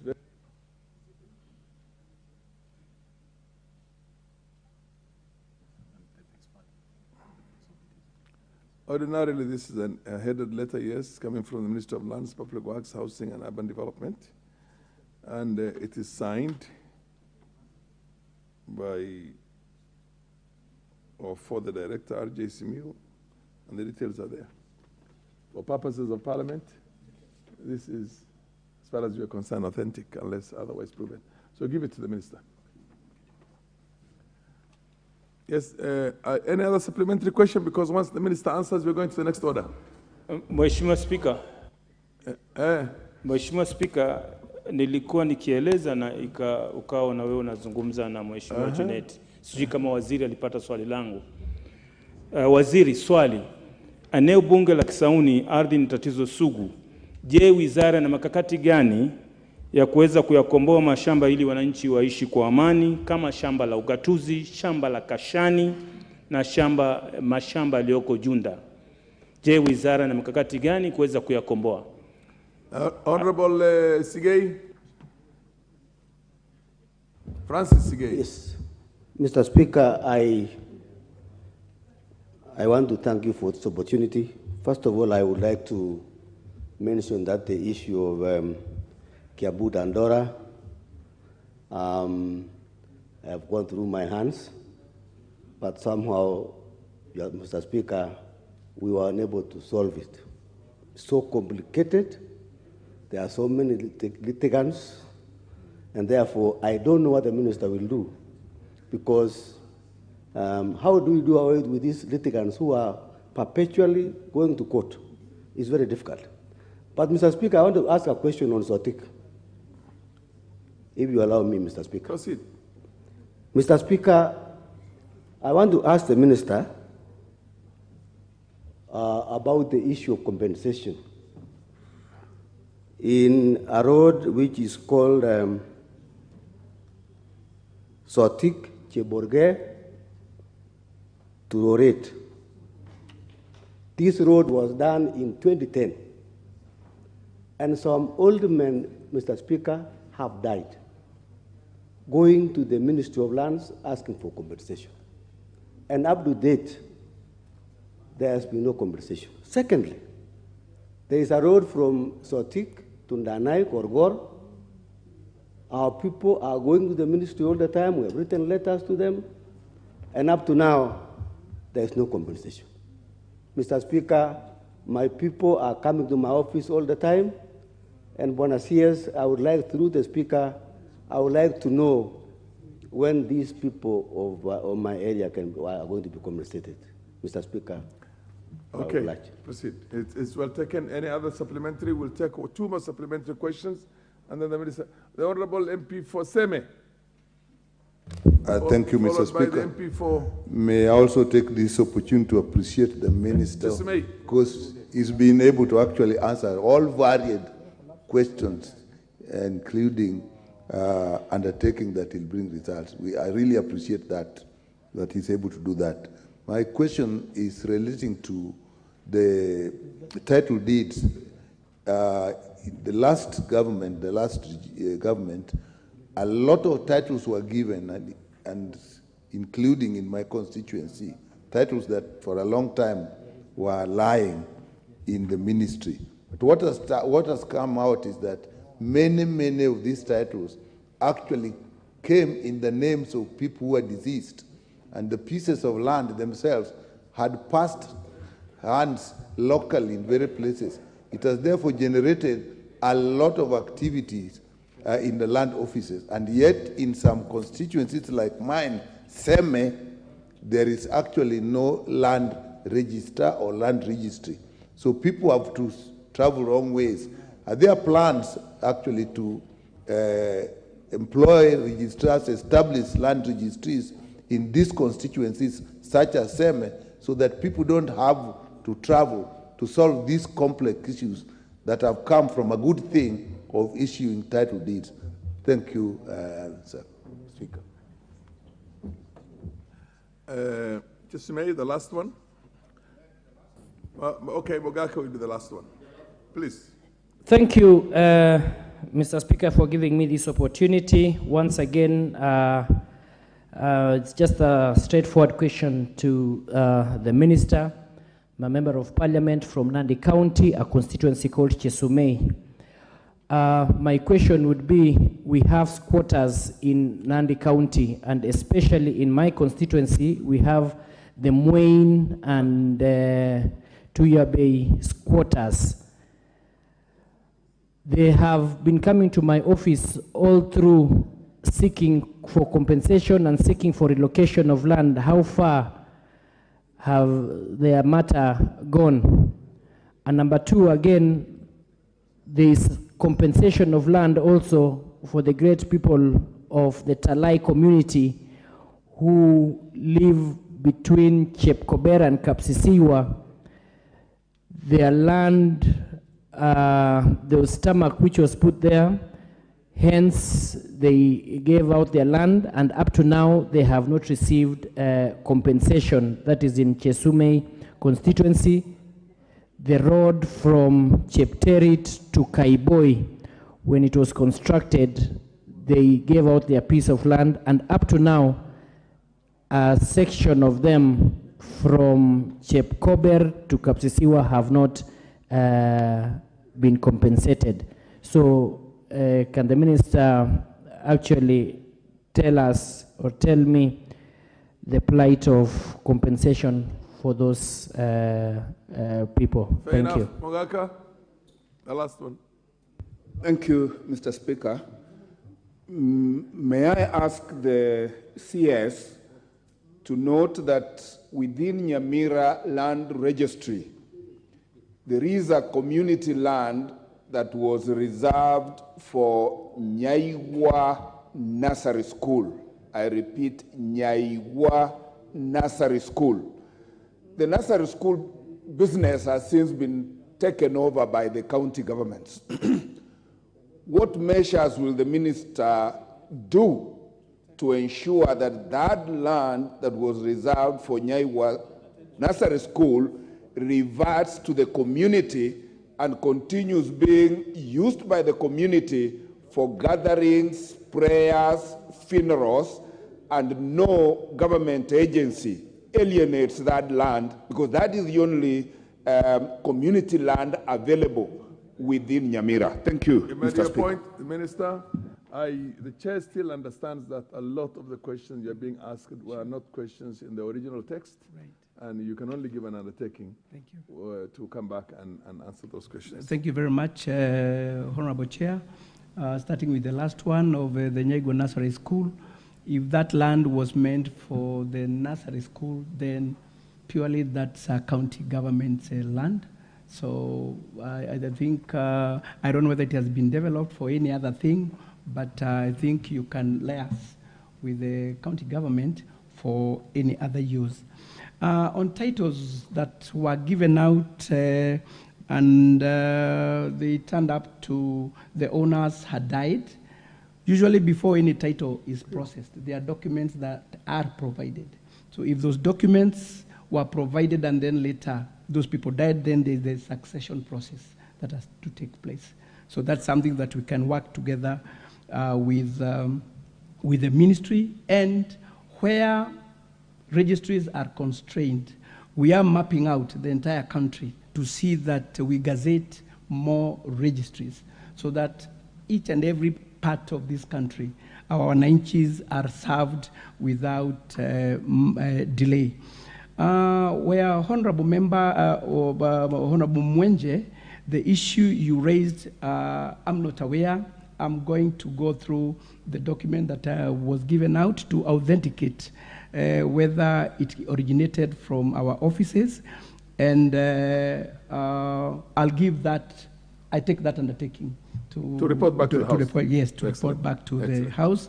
Also on issues of subdivision, it's good for this House to note that the surrender and approval of subdivision is usually done by the county government. So if there are issues where there are lands, public land that is supposed to be surrendered, then I think we can pick that with the county government.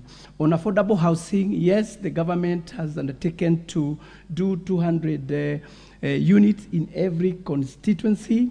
Where we have no public land, either from the county or national government, we are encouraging the MPs to have these joint ventures. We can have the PPP or joint ventures, and that way we are going to help as a ministry to make sure that we provide those houses to all our Kenyans.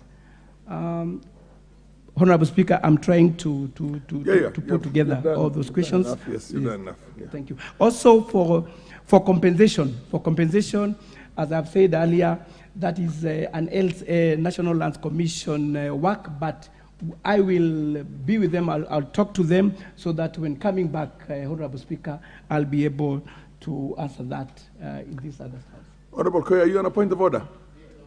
What's your point of order? Well, I appreciate the Minister's reaction to the questions we asked with Honorable Jared Okello. He indicated on the investigation progress, but suddenly he did not indicate whether and when they are going to do the reconstruction.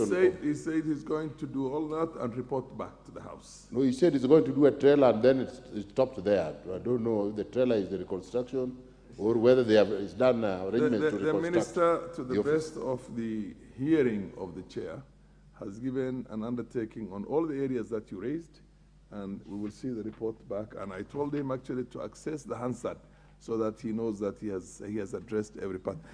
Ordinarily, when we used to have cabinet ministers coming in here, and there's a question, and then you ask a different question, the cabinet minister will just say, you go and file that question yourself, and we'll answer you when you file it. It's a different question from what's in the order paper. But I do appreciate the good work that's being done on both sides. One, on the part of the members here to literally raise up every issue that needs to be raised up. And as far as lands is concerned, and the fact that the ministry is willing to go back and address all those issues, even if they are not in the original text of the order paper for the day. Mr. Minister, but Zimba, are you on a point of order? Mheshimiwa Spika, We need to go to the next order. waziri hakujibu swali mikakati walioko nao kama wizara kuweza kuyakomboa mashamba katika eneo bunge la Kisauni. Hilo hakuweza kulijibu, ingawa si swali lilikuwa limeandikiwa, lakini akiomba muda pia ni sawa, bora nipate jawabu. Waziri, you could make an undertaking to look into that also and report back to the House. Yes, thank you very much, Honorable Speaker. Regularization of squatters in Kisauni constituencies, the government has regularized and titled in some parts of Kisauni. However, the government will seek for more funds to settle squatters on private land. Kwa hivyo jambo hilo tunaliangalia, tunajua ndio kuna shida kule, lakini kama serikali tutajaribu kuona kwamba wale squatters, kwa sababu kunajua kuna squatters wengi, tuone ni jinsi ipi ambavyo serikali itatafuta ardhi ili iweze kusettle wale squatters ambao wako katika sehemu hiyo. Fair enough, Honorable Minister. Wenje. Yes, we need. Honorable Speaker, I requested if there was a written response. Waziri did not respond. The Waziri he will not send an oral response. He's going to send to the House written responses on all the areas that essentially he has given an undertaking. And he understands that. Communication is written. Question. No, not on the supplementary. The initial question that he had notice on. He has provided you that. Oh, you want the written answer yourself? Oh, fair enough. The chair will provide you with that. So the minister will provide you with that. Mr. Minister, thank you very much for having done a good job. And clearly, this is the teething periods for this new way of trying to get in the engagement between the executive and Parliament on the floor of the House. And I'm sure you'll do even a much better job the next time. Thank you very much. Next order. Next order. Order. Next order. Order number 10, motion. On the next order, you cannot, we don't even have the motion. Proceed with the motion. Order number 10, motion. Approval of the Defense Cooperation Agreement between the Government of the Republic of Kenya and the Government of the Republic of Seychelles. Was this motion moved? Where is the chair of the? Had he moved it?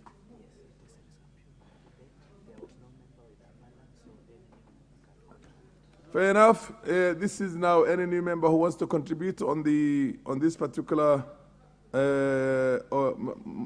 number 10, motion number 10, which is the Defense Cooperation Agreement between the Government of the Republic of Kenya and the Government of the Republic of Seychelles. My understanding is that it was moved and seconded.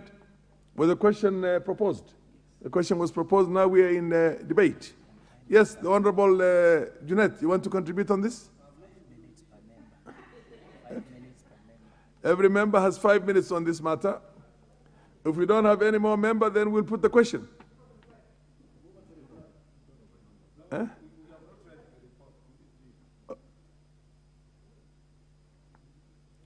Now, can somebody rise on the mover to reply, because the chair cannot originate that? Yes. Yes, point. Your order. Proceed, Honorable Kaluma. Yes, Speaker, I note the challenge that you are facing is that the order paper indicated we'd be dealing with about 3 conventions requiring ratification. Yes. It does appear to me that there could be interest. I personally would be interested, but I've only read the report halfway. I would therefore request, Honorable Speaker, that we step down that particular order so that we don't call the mover to reply without the due attention of the House.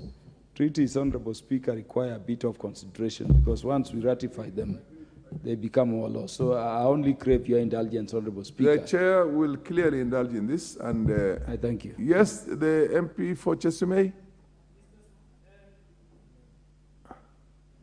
Thank you so much, Mr. Speaker, for giving me this opportunity. And I just wanted to bring to your attention, at this rate, when we are struggling this much, do we have the right quorum to continue with debate? Oh, you have raised the issue of quorum. Do we have quorum? Can you ring? We don't have quorum do we have quorum or we don't? We don't have quorum. That's what the clerks at the table tell me. So ring the bell for 10 minutes.